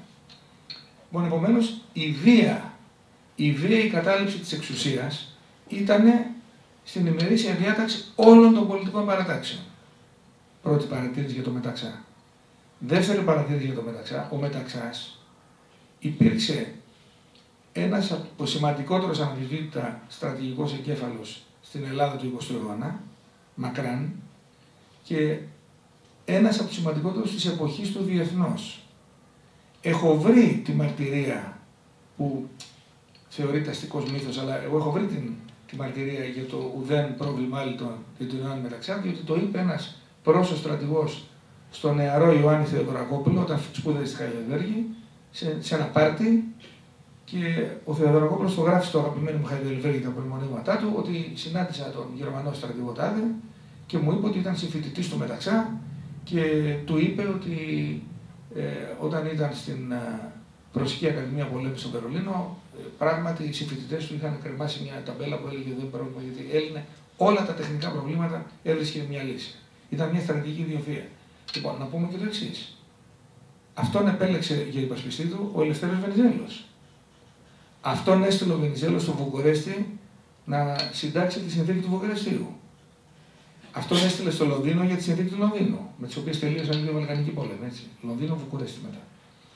Λοιπόν, δίπλα του ο Βενιζέλος πήρε το Μεταξά. Τον επισκέφθηκε και ο βασιλιάς Κωνσταντίνος. Τον επισκέφθηκε και ο Γεώργιος ο Δεύτερος. Αυτά δεν είναι τυχαία. Ήταν ένας άνθρωπος διακομματικής αποδοχής. Τώρα για τη γερμανοφιλία του Μεταξά, η οποία βέβαια κατερρύφθη το 40, έτσι. Αλλά αυτό που το συνόδευε η γερμανοφιλία, απλώς το λέω παρενθέσει, δεν έχω εδώ το χρόνο να το αναπτύξω, ότι εγώ θεωρώ ότι η πολιτική της ιδιαιτερότητας του Κωνσταντίνου Παύλα Μεταξά στον Πρώτο Παγκόσμιο Πόλεμο δεν εκπορευόταν από τη γερμανική πρεσβεία ή από τη Βασίλισσα Σοφία που ήταν αδελφή του Κάιζερ Γουλιέλμου κτλ. Ήταν η επιλογή της αγγλικής πολιτικής. Οι Άγγλοι δεν ήθελαν την Ελλάδα στον Παγκόσμιο Πόλεμο, στον Πρώτο Παγκόσμιο Πόλεμο. Έτσι. Άρα να καταρρίψουμε πλήρως τη γερμανοφιλία του Μεταξά. Ο Μεταξάς δεν έφτιαξε ένα φασιστικό καθεστώς με την επιστημονική έννοια του όρου. Δεν υπήρχε αντισημιτισμός στο καθεστώς του Μεταξά. Δεν υπήρχε ελεγχόμενη οικονομία στο καθεστώς του Μεταξά. Υπήρχε ελεύθερη οικονομία. Απλά ο Μεταξάς προσπάθησε να κάνει ένα κοινωνικό κράτος για να λύσει το τεράστιο κοινωνικό πρόβλημα του Μεσοπολέμου, το οποίο γέννησε έναν εμφυλίο πόλεμο μετά. Έτσι. Υπήρχε ένα κοινωνικό πρόβλημα. Υπήρχαν οι πρόσφυγες, υπήρχαν οι αγρότες, υπήρχε τεράστιο κοινωνικό πρόβλημα. Οι παλιότεροι από εμάς θυμόμαστε τι σημαίνει χωριό στην ελληνική ύπαιθρο ακόμα και τη δεκαετία του 60. Λοιπόν, προσπάθησε να το λύσει. Δεν πρόλαβε φυσικά, ούτε ήταν και εύκολο. Όταν το 1936, τον Αύγουστο, το ΚΚΕ εξήγηλε ας πούμε, ένα είδος γενικής απεργίας, ήταν φανερό ότι βρισκόμασταν μπροστά σε ένα είδος γεγονότος όπως τα Δεκεμβριανά του 1944, 8 χρόνια νωρίτερα. Αυτό ήταν αν θέλετε, το σκηνικό του καλοκαίρι του 1936. Επομένως, ελπίζω να μην φεύγετε λόγω αυτών που λέω. Εντάξει, πιστεύω ότι έχουμε φτάσει σε ένα επίπεδο ωριμότητος να ακούμε τις αντίθετες απόψεις χωρίς να αποχωρούμε δυσαρεστημένοι. Λοιπόν, ναι. Κοιτάξτε, ποιοι ήταν δυσαρεστημένοι από το καθεστώς του Μεταξά? Το πολιτικό σύστημα. Γιατί τους εξαφάνισε. Κατήρισε τα κόμματα, κατήρισε τη Βουλή, και έστειλε πολλούς φυλακή. Άρα είναι φυσιολογικό οι πολιτικοί της εποχής να έχουν μείνει άνεργοι και είναι δυσαρεστημένοι. Δεύτερον, το ΚΚΕ. Το τσάκισε, πράγματι. Τους έστειλε φυλακή, έφτιαξε ψεύτικη ελεγχόμενη από τον ίδιο Κεντρική Επιτροπή του ΚΚΕ, έκλεισε φυλακή την ηγεσία του. Έχουν κάθε λόγο οι κομμουνιστές να. Αλλά αυτό δεν δημιουργεί το δικαίωμα να απορρίψουμε, ας πούμε, Συλλήβδην το Μεταξά ως πρωθυπουργό, ως κυβερνήτη, ως αρχιστράτηγο, γιατί αυτός ήταν αρχιστράτηγος στην πραγματικότητα, έτσι. Αυτό το ξέρουμε όλοι. Πρέπει να προσθέσω ότι είχε δίπλα του τον, κατά τη γνώμη μου, το σημαντικότερο μονάρχη της δυναστείας των Γλίξμπουργκ, τον Γεώργιο τον Δεύτερο. Αυτός θεωρώ ότι ήταν ο πιο σημαντικός από όλους. Έναν άνθρωπο πολύ δυνατό και πολύ σιωπηλό, με μια δωρική φυσιογνωμία. Είχε αρχηγό του επιτελείου τον Παπάγο, σημαντικός άνθρωπος. Δεν ήταν πολεμιστής ο Παπάγος, αλλά ήταν εξαιρετικός επιτελικός. Φάνηκε άλλωστε από το γεγονός ότι υπήρξε αρχιστράτηγος και του 40 και του εμφυλίου πολέμου και στους δύο πολέμους νίκησε. Και ως πρωθυπουργός νομίζω ότι ήταν εξαιρετικά επιτυχημένος, ήξερε να διαλέγει συνεργάτες. Ό,τι καλύτερο υπήρχε στην εποχή του, το μάζεψε και έκανε το συναγερμό. Το Μαρκεζίνη, τον Κανελόπουλο κλπ. Λοιπόν, επομένως, αυτά τα λέω για να αποκαταστήσω λίγο τα πράγματα, γιατί πρέπει να βλέπουμε την αλήθεια όπως είναι. Ο Μίκης Θεοδωράκης μου είχε πει εμένα κάποτε τι ωραία που περνούσαμε από Μεταξά, όπως σας το λέω. Τι ωραία που ήταν. Ο Γρηγόρης Φαράκος είπε ότι έκλαιγα με λυγμούς στην κηδεία του Μεταξά. Ο μετέπειτα Γενικός Γραμματέας του Κομμουνιστικού Κόμματος. Έτσι, μην κρίνουμε εκ των υστέρων δηλαδή όλα αυτά τα πράγματα. Να πω και κάτι τελευταίο. Πολλοί υπουργοί του Μεταξά έγιναν στη συνέχεια βουλευτές, υπουργοί και πρωθυπουργοί κοινοβουλευτικών καθεστώτων. Ο Γεωργακόπουλος, υπουργός παιδείας του Μεταξά. Πρωθυπουργός με ψήφο εμπιστοσύνης το 1958. Ο Ανδρέας Αποστολίδης, υπουργός οικονομικών του Μεταξά, αντιπρόεδρος του Καραμαλή. Και άλλοι, και πολλοί βουλευτές. Αυτό σημαίνει ότι την εποχή εκείνη απεδέχθη η ελληνική κοινωνία μετά τον πόλεμο το καθεστώς του Μεταξά ως νόμιμο. Κάτι που δεν έγινε με τη δικτατορία του 1967, ας πούμε. Γιατί, διότι κατέστρεψε την Κύπρο. Επομένως ήταν αναμενόμενο ότι και τα στελέχη της εξωστρακίστηκαν μετά. Αντιθέτως, στο Μεταξά δεν εξωστρακίστηκαν. Λοιπόν, για το 40 θέλω να σας πω το εξής, για να μην σας κουράσω. Η στάση του Μεταξά το 40, ένα ασθενικό γεροντάκι κατεβαίνει κάτω 3 ώρα τα ξημερώματα με τη ρόμπα, την κάμαρα και τις παντόφλες του και έχει απέναντί του τον πρεσβευτή μιας θηριώδους υπερδύναμης που έχει αποικίες. Έχει τη Λιβύη, έχει την Αιθιοπία, έχει το Σουδάν, έχει την Αλβανία, έχει τα Δωδεκάνησα, είναι συνέτερος του Χίτλερ, έχει 3 εκατομμύρια λόγχες. Έτσι, έχει απέναντί του τον πρεσβευτή αυτού του πράγματος, αυτού του τέρατος. Και όταν του ζητάει να παραδώσει τη χώρα του Μεταξά, απαντάει χωρίς δευτερόλεπτο δισταγμού, αλόξελα και αυτό που είπαμε. Ότι επομένως πάμε να χτυπηθούμε, πάμε έξω να χτυπηθούμε. Έτσι. Αυτό του είπε ο Μεταξά. Αυτό δεν είναι η στάση του Μεταξά. Είναι η στάση του Λεωνίδα, του Θεμιστοκλή, του Μιλτιάδη, του Κωνσταντίνου Παλαιολόγου, του Παπαφλέσσα στο Μανιάκι, του Κολογοτρώνη στα Δερβενάκια. Δηλαδή είναι η διαχρονική στάση του ελληνικού έθνους έναντι των επίδοξων εισβολέων, η οποία δεν εκφράζει μόνον, αν θέλετε, μια ψυχική έξαρση, αλλά ρεαλισμό.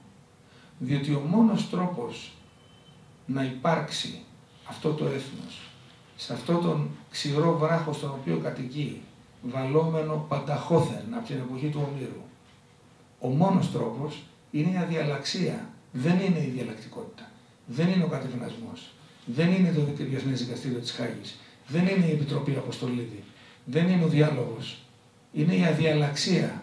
Αν υπάρχουμε σήμερα το 2023 και είμαστε σε αυτή τη χώρα και κατοικούμε, αυτοί που κατοικούμε, που έχουμε μείνει τέλος πάντων, και που μιλάμε ελληνικά ακόμα και που έχουμε ένα ανεξάρτητο κράτος, είναι λόγω της αδιαλλαξίας, όχι λόγω της διαλλακτικότητας. Ο Μεταξάς, ένας άνθρωπος πάρα πολύ ψυχρός, τεχνοκράτης, ήταν στρατιωτικός με μια τεχνοκρατική αντίληψη, ο οποίος το 20 είπε στο Γούναρη, αρχές του 21 είπε του Γούναρη, δεν πάω στην Μικρασία.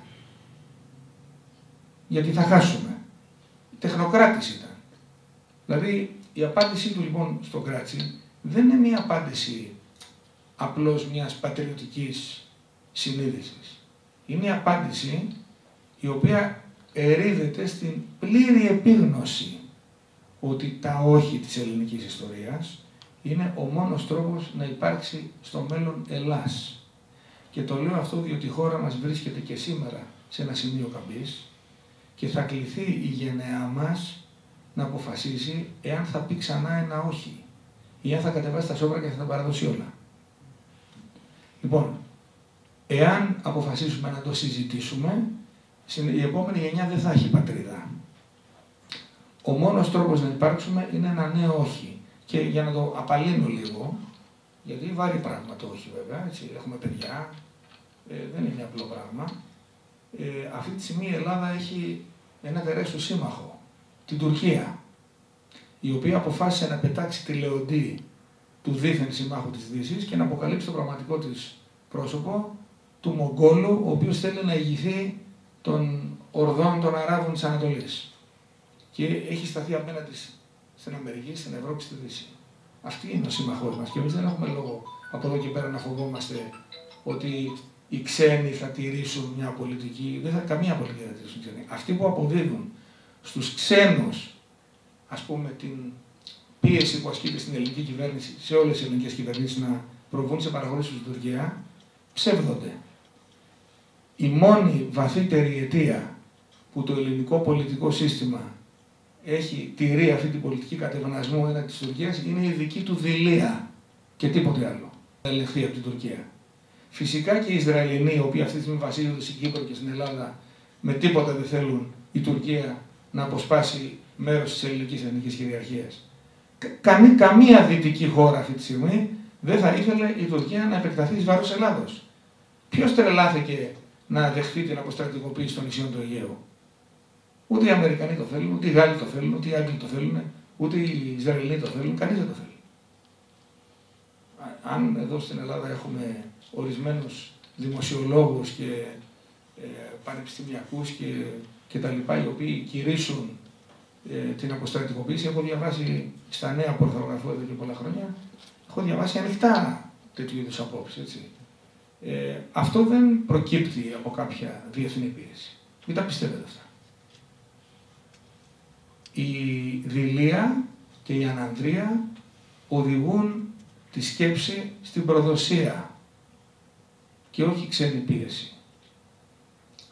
Θα ήθελα λοιπόν να κλείσω την ομιλία μου λέγοντας ότι ο Μεταξάς είπε το όχι χάρη στο οποίο υπάρχουμε σήμερα, το όχι το οποίο τροφοδοτεί μέχρι σήμερα την εθνική μας υπερηφάνεια, είναι η τελευταία ελληνική νίκη το 40, το όχι για το οποίο παρελάβουμε κάθε χρόνο με καμάρι και οικοδομούμε την ανανέωση της αυτοπεποίθησής μας πάνω σε αυτό, και είμαι απολύτως βέβαιος ότι εάν κληθεί και η δική μας γενιά να τοποθετηθεί απέναντι σε μια απειλή, θα υιοθετήσει τελικώς την ίδια ακριβώς στάση, και πιστεύω ακράδαντα, και αυτό το λέω σε όλες τις ομιλίες σε όλη την Ελλάδα, ότι τελικώς για κάποιο μεταφυσικό τρόπο που μπορεί να μην έχει απόλυτα ορθολογική, ας πούμε, βάση, αλλά πάντως για κάποιο μεταφυσικό τρόπο η Ελλάς προόριστε να ζήσει και θα ζήσει. Σας ευχαριστώ πολύ. Ένα καλό που έχει η Αμερικανική Λεγιώνα, ακούει όλες τις απόψεις. Μερικές συμφωνούμε, μερικές διαφωνούμε. Η Λεγιώνα δεν παίρνει θέση, αλλά συμφωνώ με τον κύριο Μελετόπουλο για αυτά τα πράγματα και ένα που μας έχουν δείξει στον Αμερικάνικο στρατό, που μας έχουν μάθει ότι ποτέ δεν υποχωρούμε και δεν φοβόμαστε τον αντίπαλο. Και νομίζω, μιλώντας σαν Έλληνας, αυτά που είπε ο κ. Μελετόπουλος να τα λαμβάνουμε υπόψη. Έχω επισκεφθεί το σπίτι του κυρίου Μεταξά στην Κηφισιά και δεν ξέρω πόσοι από εσάς το έχετε πάει. Εγώ δεν είμαι θειασός του κύριου Μεταξά, απλώς είναι ένα ιστορικό άτομο και πρέπει να το θυμόμαστε αυτό. Να μην θυμόμαστε μόνο το Ρετσινόλαδο, είναι και άλλα πράγματα που έκανε ο κύριος Μεταξάς, πάτε να το δείτε, είναι πολύ ενδιαφέρον να δείτε το μέρος αυτό. Ο τελευταίος ομιλητής, ο παλαντέρ της απόψινής βραδιάς, είναι ο Θανάσης ο Χούπης, ο οποίος είναι έγκριτος δημοσιογράφος, συγγραφέας και έχει, νομίζω, ένα από τα καλύτερα προγράμματα στη Φωνή της Ελλάδος, παντού Έλληνες, το είπα σωστά, κάπως έτσι, τέλος πάντων, δεν έχει σημασία. Και έχω και εγώ μιλήσει και ο κύριος Κάτσος έχει πάει σε αυτό και νομίζω ο Λου θα σου ζητήσει να ξαναμιλήσεις, εντάξει. Λοιπόν, Θανάση, κλείσε την εξαιρετική βραδιά που έχουμε απόψε. Ευχαριστώ. Κύριε Πρόεδρε του East Mediterranean Business Council Alliance, αγαπητέ Λου Κάτσο, κύριε διοικητή της Αμερικανικής Λεγιώνας, αγαπητέ μου Μελέτη Μελετόπουλε, τρόμαξα, λέω μου να μου πάρει τη δουλειά όλα όταν κοιμάσαι. Ήξερα ότι μετά την ομιλία του Ναβάρχου, και όχι Ποπλιάρχου, ο Ναύαρχος, ο κ. Σπινέκος, και έχω τη χαρά απόψε, κυρίες και κύριοι, να έχω συνομιλήσει, να έχω κάνει εξαιρετικές εκπομπές και με τον κύριο Φενέκο και με τον κύριο Μελετόπουλο και με τον κύριο Κάτσο, ήταν εκπληκτική η συζήτησή μας και με τον κύριο Παπαδόπουλο. Μετά από τον κύριο Φενέκο και τον κύριο Μελετόπουλο έπρεπε να σκεφτώ τι θα πω. Είστε ανεξάντλητος, δεν έχετε. Σκέφτηκα λοιπόν πολύ απλά ότι εκείνο το οποίο θα μπορούσα να εισφέρω σε αυτήν την βραδιά δεν θα ήταν ούτε ιστορικές γνώσεις ούτε οτιδήποτε άλλο. Το όχι το γιορτάζουμε, το τιμούμε, γιατί υποτίθεται ότι είναι αυτό που φωτίζει το βηματισμό μας ή πρέπει να φωτίζει το βηματισμό μας. Λοιπόν, σκέφτηκα ότι υπάρχουν κάποια μηνύματα στα οποία δεν αναφέρθηκαν από σεμνότητα. Τόσο ο κύριος Κάτσος όσο και ο κύριος Παπαδόπουλος. Πρώτο μήνυμα λοιπόν το εκπέμπει μέσα από αυτήν τη συγκεκριμένη εκδήλωση, το ΕΜΚΑ, αυτή η Ελληνική Συμμαχία Επιχειρηματικού Συμβουλίου Ανατολικής Μεσογείου, γιατί η ύπαρξή του και μόνο συνιστά από μόνη της ένα αισιόδοξο και ταυτόχρονα ελπιδοφόρο μήνυμα. Για ποιο λόγο? Γιατί υπογραμμίζει πως κάποιοι άνθρωποι που προέρχονται από χώρες της Ανατολικής Μεσογείου, αυτοί που βρέθηκαν σε αυτό που κάποτε ονομαζόταν νέος κόσμος, μόχθησαν, έκαναν πραγματικότητα τα όνειρά τους και τώρα κάνουν το αυτονόητο για τον δυτικό πολιτισμό. Δηλαδή συνασπίζονται, συμμαχούν και αναζητούν τρόπους για να ψηλώσουν τους τόπους από τους οποίους ξεκίνησαν, αξιοποιώντας γνώσεις, εμπειρίες, το πάσης φύσεως κεφάλαιο που απέκτησαν με σκληρή δουλειά στην Αμερικάνικη Ήπειρο και παγκοσμίως. Το δεύτερο μήνυμα αφορά στον υποστηρικτή της εκδήλωσης, την Αμερικανική Λεγεώνα.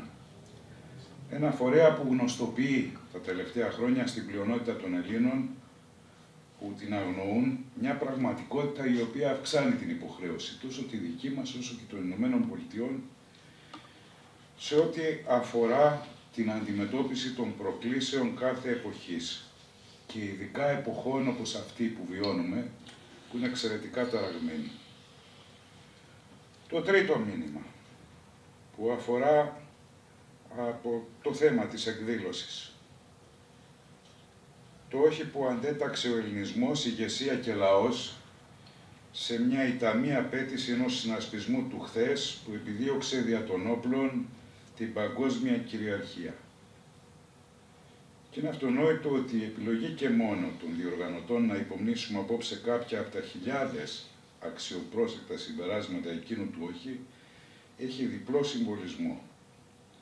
Ο ένας στοχεύει στο χρέος τιμής, έναντι όσων εξέπεμψαν το όχι, ακούστηκε προηγουμένως, ενεργώς και από τους δύο προλαλήσαντες, και ο άλλος σηματοδοτεί μια απόφαση.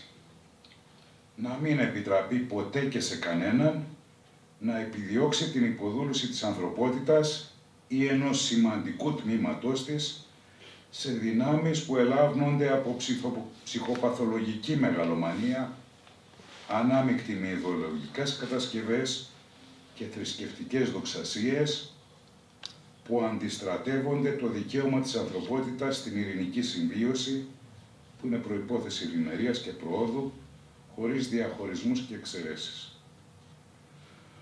Ο πρώτος συμβολισμός που ανέφερα εξαντλείται στην απόδοση τιμής βέβαια, όχι όμως απολύτως. Ούτε ο δεύτερος που αφορά την πανανθρώπινη κοινότητα περιορίζεται σε θεωρητικό επίπεδο. Με απλά λόγια, η σημερινή εκδήλωση έχει κατά την ταπεινή μου άποψη έναν κυρίαρχο στόχο.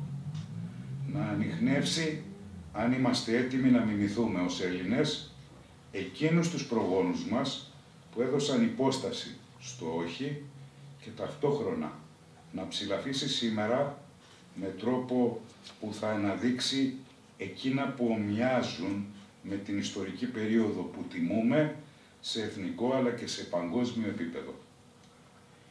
Κυρίες και κύριοι, νιώθω ότι στη συνέχεια των όσων θα καταθέσω στην κρίση σας, εκτός από εσάς, ότι θα συνομιλώ και με δύο διανοητές που διακρίθηκαν στις Ηνωμένες Πολιτείες στον χώρο της γεωπολιτικής και γεωστρατηγικής προφητείας. Κάποιοι μάλιστα ισχυρίζονται ότι ο χώρος αυτός αφορά πιθανότατα και την αυτοεκπληρούμενη προφητεία. Μιλώ για τον Σάμιουελ Χάντιγκτον και τη σύγκρουση των πολιτισμών, περιέγραψε, αλλά και για τον Ζμπίγνιου Μπρεζίνσκι με το έργο του «Η Μεγάλη Σκακέρα». Αμφότεροι, με όσα προειδοποιητικά κατέθεσαν, μεγιστοποίησαν τις ευθύνες όλων σε κάθε σημείο του πλανήτη. Επιτρέψτε μου λοιπόν, τώρα, 83 χρόνια μετά, την 28η Οκτωβρίου του 1940, να θέσουμε εδώ μαζί και να απαντήσουμε κάποια κέρια ερωτήματα που αφορούν στο τότε και στο σήμερα, με τη βεβαιότητα ότι έτσι τιμούμε ουσιαστικά την επέτειο του όχι.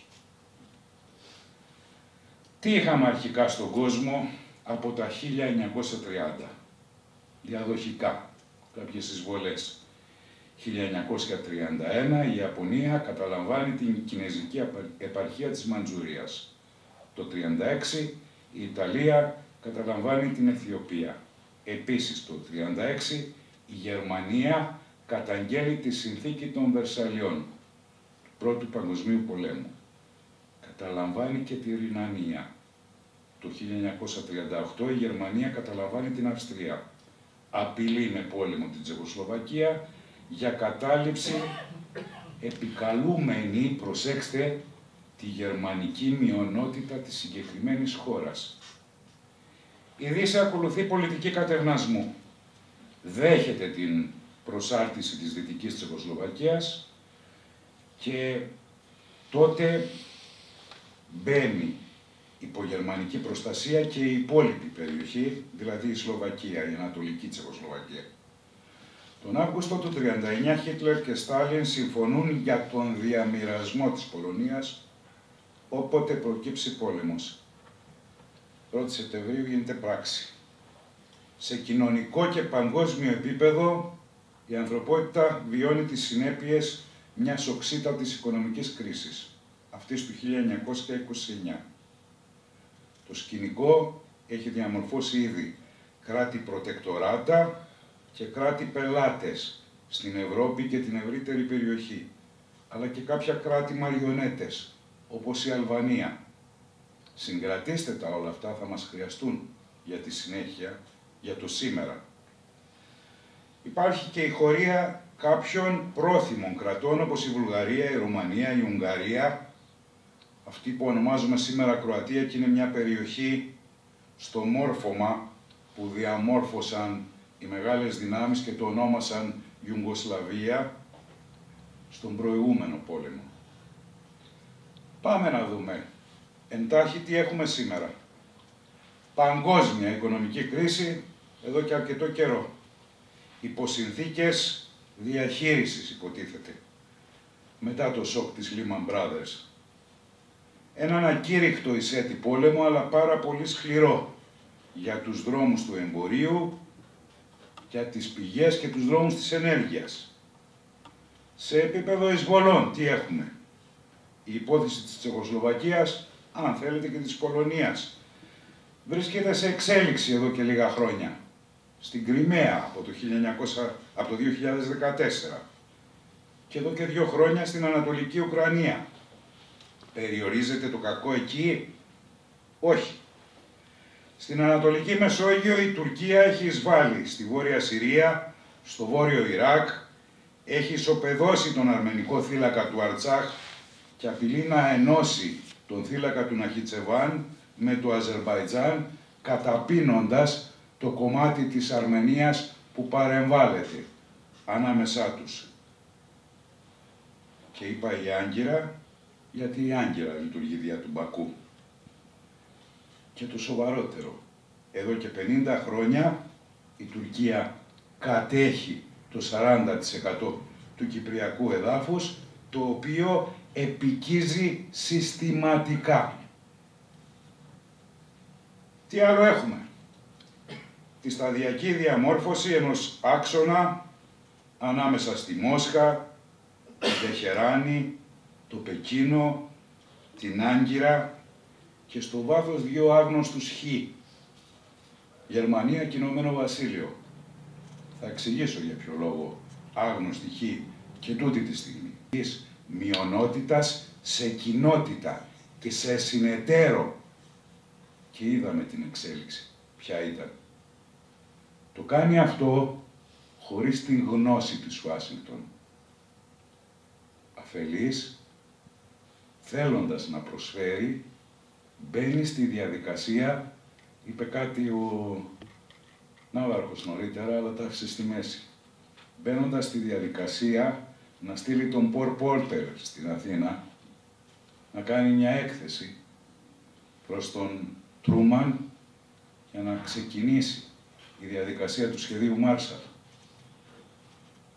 Να διαβάσουμε τη συγκεκριμένη έκθεση.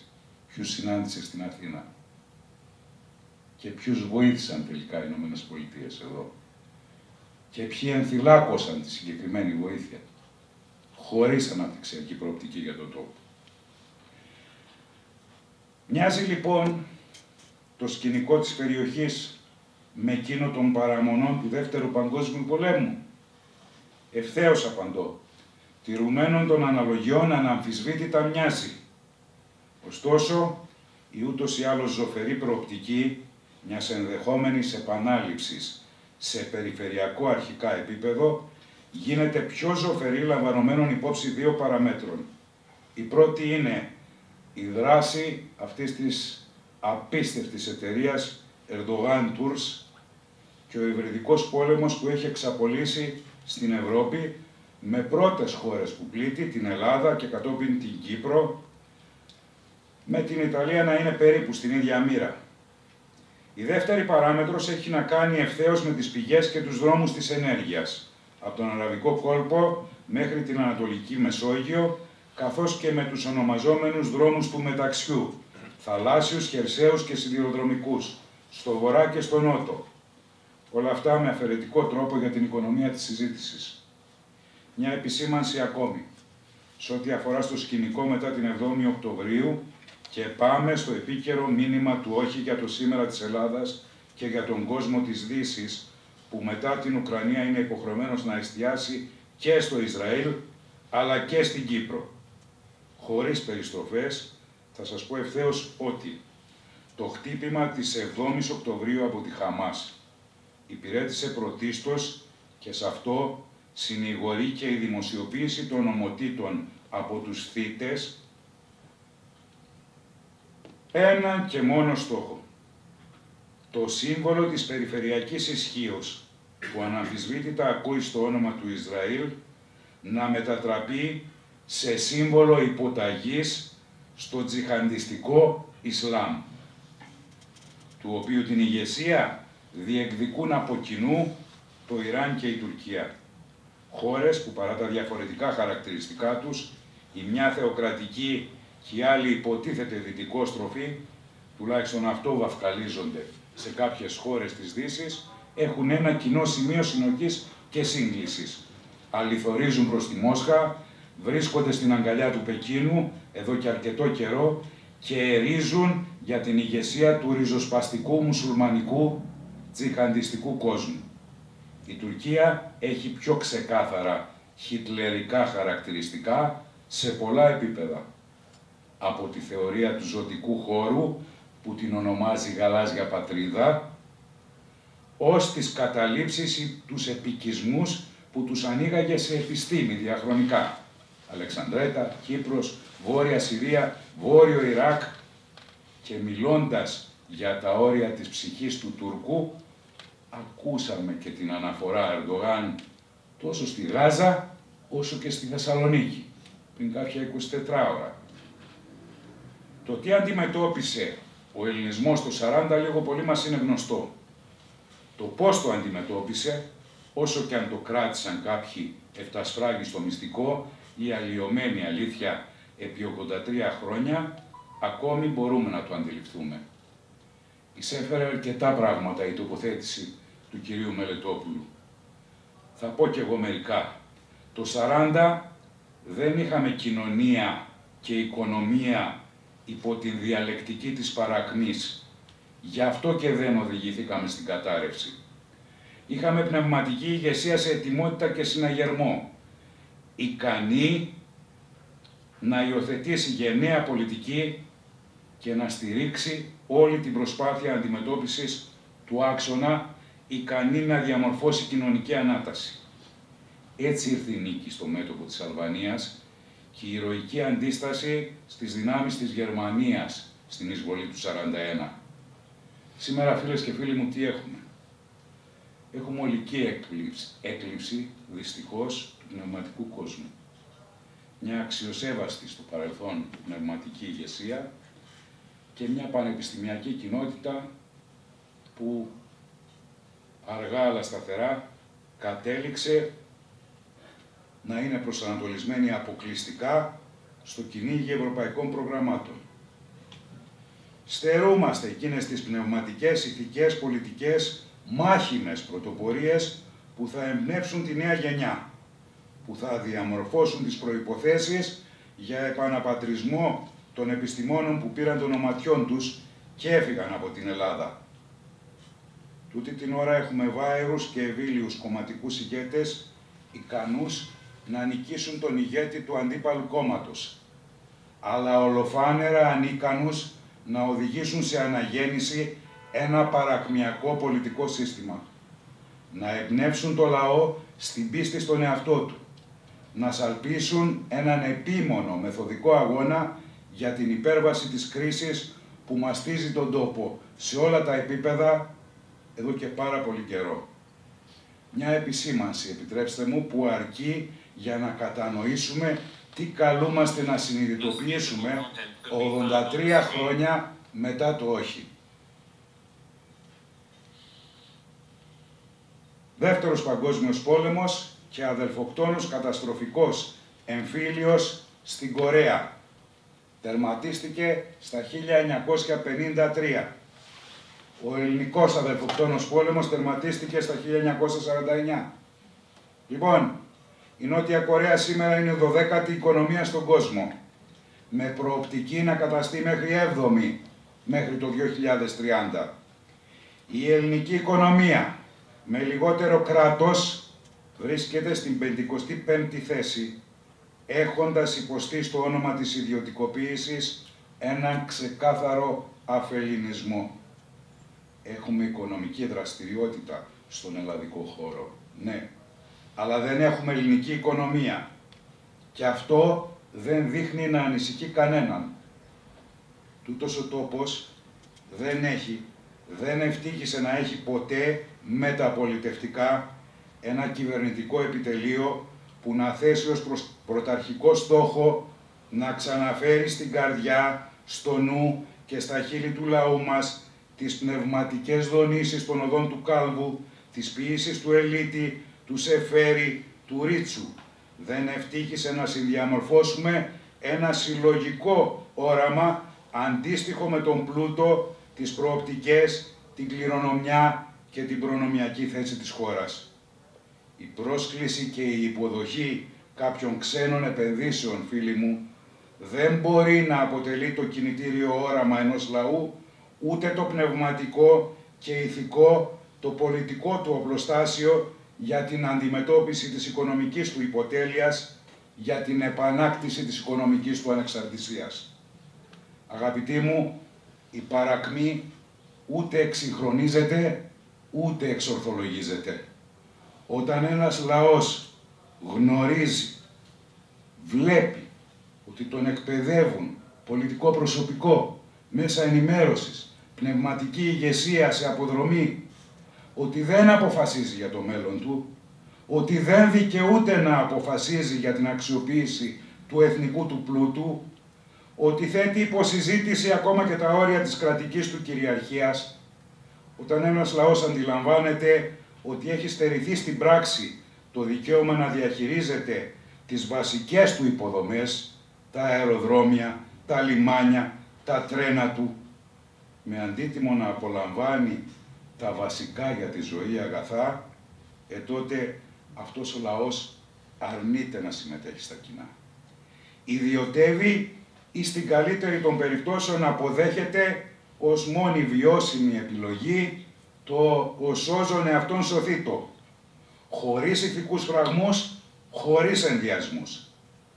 Αυτή η εικόνα, φίλοι μου, δεν υπήρχε το 1940. Όλα δείχνουν ότι το νέο 40 για τον ελληνισμό, η νέα παγκόσμια πρόκληση για τη Δύση, είναι ζητήματα που πλησιάζουν. Ο νεοοθωμανικός επεκτατισμός, αναθεωρητισμός, η συνεχής αμφισβήτηση των ορίων της ελληνικής επικράτειας, η απειλή πολέμου, η συνεχιζόμενη, παρά τις αποφάσεις του ΟΗΕ, κατοχή της μισής σχεδόν Κύπρου, τεκμηριώνουν το χάσμα της χώρας μας με την Ανατολή. Ένα χάσμα που αρχίζει να βιώνει και η ίδια η Μέση Ανατολή. Από την Αίγυπτο και τη Σαουδική Αραβία ως την Ιορδανία, τα Ηνωμένα Αραβικά Εμιράτα, το Μπαχρέιν, από τη στιγμή των συμφωνιών του Αβραάμ και μετά όλες αυτές οι χώρες βιώνουν το ίδιο χάσμα. Αυτό το χάσμα στόχευσε πρόσφατα η Χαμάς. Όντας η Ανατολή της Δύσης σε ένα χαοτικό περιβάλλον, η Ελλάδα έχει δύο συγκεκριμένες αποστολές. Να αντιληφθεί ότι στο σκληρό κόσμο των διεθνών σχέσεων και συσχετισμών ισχύως δεν παρέχονται από κανένα καταφύγια σωτηρίας αδυνάτων. Μαζί με την Κύπρο είδαμε την καταφυγή στην Ευρωπαϊκή Ένωση ως ένα καταφύγιο σωτηρίας, το οποίο επειδή λειτουργήσε με τα συμπλέγματα των απογόνων του Τρίτου Ράιχ, τουλάχιστον στην ευρωπαϊκή οικονομία, εξυπηρετεί και τώρα τα νεοοθωμανικά όνειρα της γείτονος και δυστυχώς μετά το σοκ που υπέστη, επειδή είχε επιλέξει για να ηγεμονεύσει στην Ευρώπη η Γερμανία την ενεργειακή ομηρία της από τη Ρωσική Ομοσπονδία. Και μετά το Ουκρανικό έρχονται οι λογαριασμοί. Κυρίες και κύριοι, είναι ολοφάνερο ότι η Ελλάδα έχει ανάγκη να καλλιεργήσει, να εμπεδώσει, να υπηρετήσει διαφορετικούς εθνικούς στόχους από αυτούς με τους οποίους συνήθισε να ζει επί δεκαετίες και ιδίως από την εποχή των μνημονίων ήσαμε σήμερα. Απαιτείται ένα ενοποιητικό όραμα, ένα αναγεννητικό κοινωνικό ήθος και αυτό χρειάζεται χοροδούς και όχι σολίστες. Βούληση για επιβίωση με ελευθερία και αξιοπρέπεια. Βούληση για πολιτισμικό, πολιτικό, εθνικό αυτοπροσδιορισμό, για εθνική επιβίωση. Προλαβαίνουμε ή θα μας προλάβουν οι εξελίξεις και δεν θα μπορούμε να αρθρώσουμε το δικό μας όχι? Ανενδίαστα σας απαντώ, ναι, προλαβαίνουμε. Αρκεί να κατανοήσουμε ότι με πρώτα τα δημογραφικά χαρακτηριστικά μας είμαστε εδώ και καιρό στο μη περαιτέρω. Αρκεί όλοι μαζί να ακούσουμε το κάλεσμα των καιρών για μια στρατηγική που βρίσκεται πέρα και πάνω από κάθε υβριστικό εθνικισμό. Διαθέτουμε πολιτισμικό, αξιακό οπλοστάσιο, αρκεί να απελευθερώσουμε παιδεία και κοινωνία από τη σχολή της Φραγκφούρτης, και εδώ οι Γερμανοί. Αρκεί να κινηθούμε δραστήρια εκεί όπου η μυστική βουή των επερχόμενων συγκρούσεων, όπως αποπειράθηκε να τις δρομολογήσει η Χαμάς, είναι εκοφαντική. Μπορούμε. Και απόδειξη είναι η αποτελεσματική διασύνδεση ιδεών, αρχών, αξιών, στρατηγικών επιλογών μας με αυτές τις χώρες που παρά τα αναρρύθμιτα τροτά σημεία τους, Ηνωμένες Πολιτείες, Γαλλία, Δύση γενικότερα, δεν έπαψαν ποτέ να ευνοούν το διάλογο ιδεών, να μάχονται για τη δημοκρατία, την εισηγορία, τα ανθρώπινα δικαιώματα, να ξεσηκώνονται σε ολοκληρωτικό πόλεμο, σε κάθε μορφή ολοκληρωτισμό. Και αυτές οι δυνάμεις γνωρίζουν τι οφείλουν στον ελληνισμό. Γνωρίζουν, αντιλαμβάνονται ποιο όχι επιβάλλεται να πουν σήμερα. Μιμούμενες στη μικρή αλλά ηρωική χώρα του 1940. Αυτές οι χώρες που καλούνται να κινητοποιήσουν τον οικονομικό, επιχειρηματικό πατριωτισμό των πολιτών τους στην προσπάθεια να αντιμετωπίσουν το τέρας του κομμουνιστικού καπιταλισμού από τη μια μεριά, την Κίνα, και το διάβολο του Ισλαμικού τζιχαντιστικού κρατικού λάθρο επιχειρηματικού κεφαλαίου που δρά στο όνομα του Αλλάχ στην Τουρκία και στο Ιράν. Έχουν αποδείξει οι δυνάμεις της Δύσης ότι διαθέτουν εφεδρείες και ανθεκτικότητα. Αγαπητοί μου, προσπάθησα στην κατά ανάγκη αφαιρετική προσέγγιση μου στο θέμα του όχι που καλούμαστε να αξιολογήσουμε σήμερα και κάθε στιγμή, να συμβάλλω στον προβληματισμό μας που πρέπει να δίνει σαφείς απαντήσεις στα διλήμματα που ζητούν ξεκάθαρη στάση με ό,τι αυτό συνεπάγεται. Και αυτό το όχι του 40 στις μέρες μας επιβάλλεται να είναι πολλά και συγκεκριμένα όχι. Κι άλλα τόσα ναι. Από το όχι στη Διζωνική Δικοινοτική Ομοσπονδία στην Κύπρο, ως το ναι στην απελευθέρωσή της. Από το όχι στην αποστρατικοποίηση των νησιών του Αιγαίου, ως το ναι στην επιδίωξη και προβολή της αποτρεπτικής μας ισχύος. Από το όχι στην απεμπόληση των κυριαρχικών μας δικαιωμάτων, ως το ναι στη χάραξη ΑΟΣ με την Κύπρο και ολοκληρωμένα με την Αίγυπτο. Από το ναι στη στήριξη της Αιγύπτου και του Ισραήλ που διατρέχουν τεράστιο κίνδυνο από τις δυνάμεις του Ισλάμ, ως το όχι στην τρομοκρατική προσπάθεια ρημούλκησης του μουσουλμανικού κόσμου από ένα άρμα που υπόσχεται νεοοθωμανικά οράματα, ζωή με Lidl ή από τα Lidl και ανάπτυξη τύπου Κίνας. Δίπλα στην 11η Σεπτεμβρίου, φίλοι μου, υπάρχει πλέον και η 7η Οκτωβρίου. Υπάρχει και η 24η Φεβρουαρίου και η Ανατολική Ουκρανία, για την οποία δεν μιλούμε. Έχουμε χάσει 150.000 εκεί. Τους ψάχνουμε. Κάποιοι ήταν στην Ελλάδα, κάποιοι είναι στην Ρωσία, κάποιοι πολεμούν. Έχουν χαθεί τελείως από παντού από την επικαιρότητα. Αυτή η αλληλουχία του σύγχρονου ολοκληρωτισμού μας καλεί, φίλες και φίλοι μου, να βροντοφωνάξουμε το δικό μας όχι. Τόσο στο εσωτερικό, εδώ στην Ελλάδα, όσο και διεθνώς. Σας ευχαριστώ για την υπομονή σας. And I say by Mr. Katsos,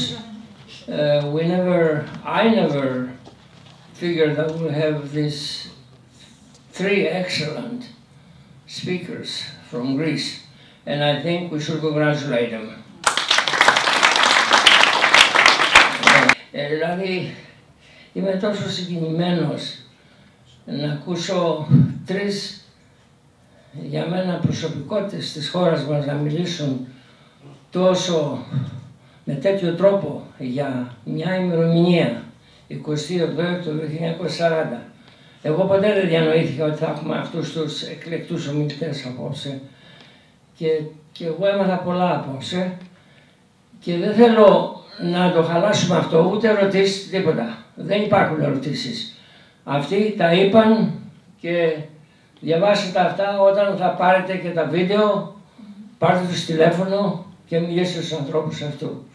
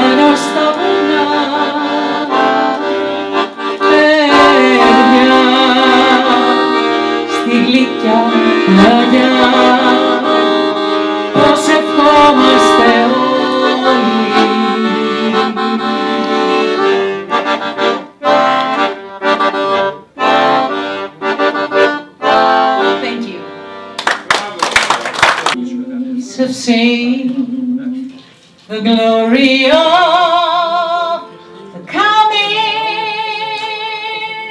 of the Lord. He is trembling out the vintage where the grapes of wrath are stored. He hath loosed his faithful lightning of his terrible sweet sword. His truth is marching on. Glory, glory, hallelujah. Glory, glory, hallelujah. Glory, glory, hallelujah. His truth is marching on. Glory, glory, hallelujah. Glory, glory, hallelujah. Glory, glory, hallelujah. His truth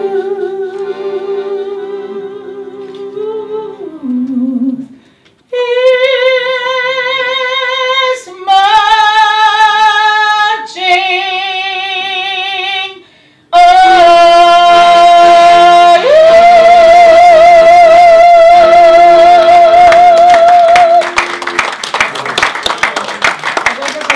Δύο λόγια ευχαριστώ τον Λούκο Κάτσο, γιατί εμείς εδώ καλλιτεχνικά δεν είμαστε μόνο με την καλλιτεχνική ιδιότητα. Εγώ σαν τραγουδίστρια στη Νέα Υόρκη τόσα χρόνια, η Ομογένεια με στήριξε και ήθελα πάντα να είμαι σε εκδηλώσεις οι οποίες λιγάκι νιώθεις ότι κάπου ανήκεις. Και το μήνυμα, όπως αυτά τα σπουδαία που είπαν οι ειδικοί, πιστεύω μέσω της μουσικής γίνεται πιο ισχυρό. Και εμείς είμαστε καλλιτέχνες στο τώρα που εμπνέουμε όσο πιο πολύ μπορούμε και ευχαριστώ και τη Ολού και τη Διασπορά και τους Ομογενείς που ήταν πάντα κοντά μας. Ευχαριστώ.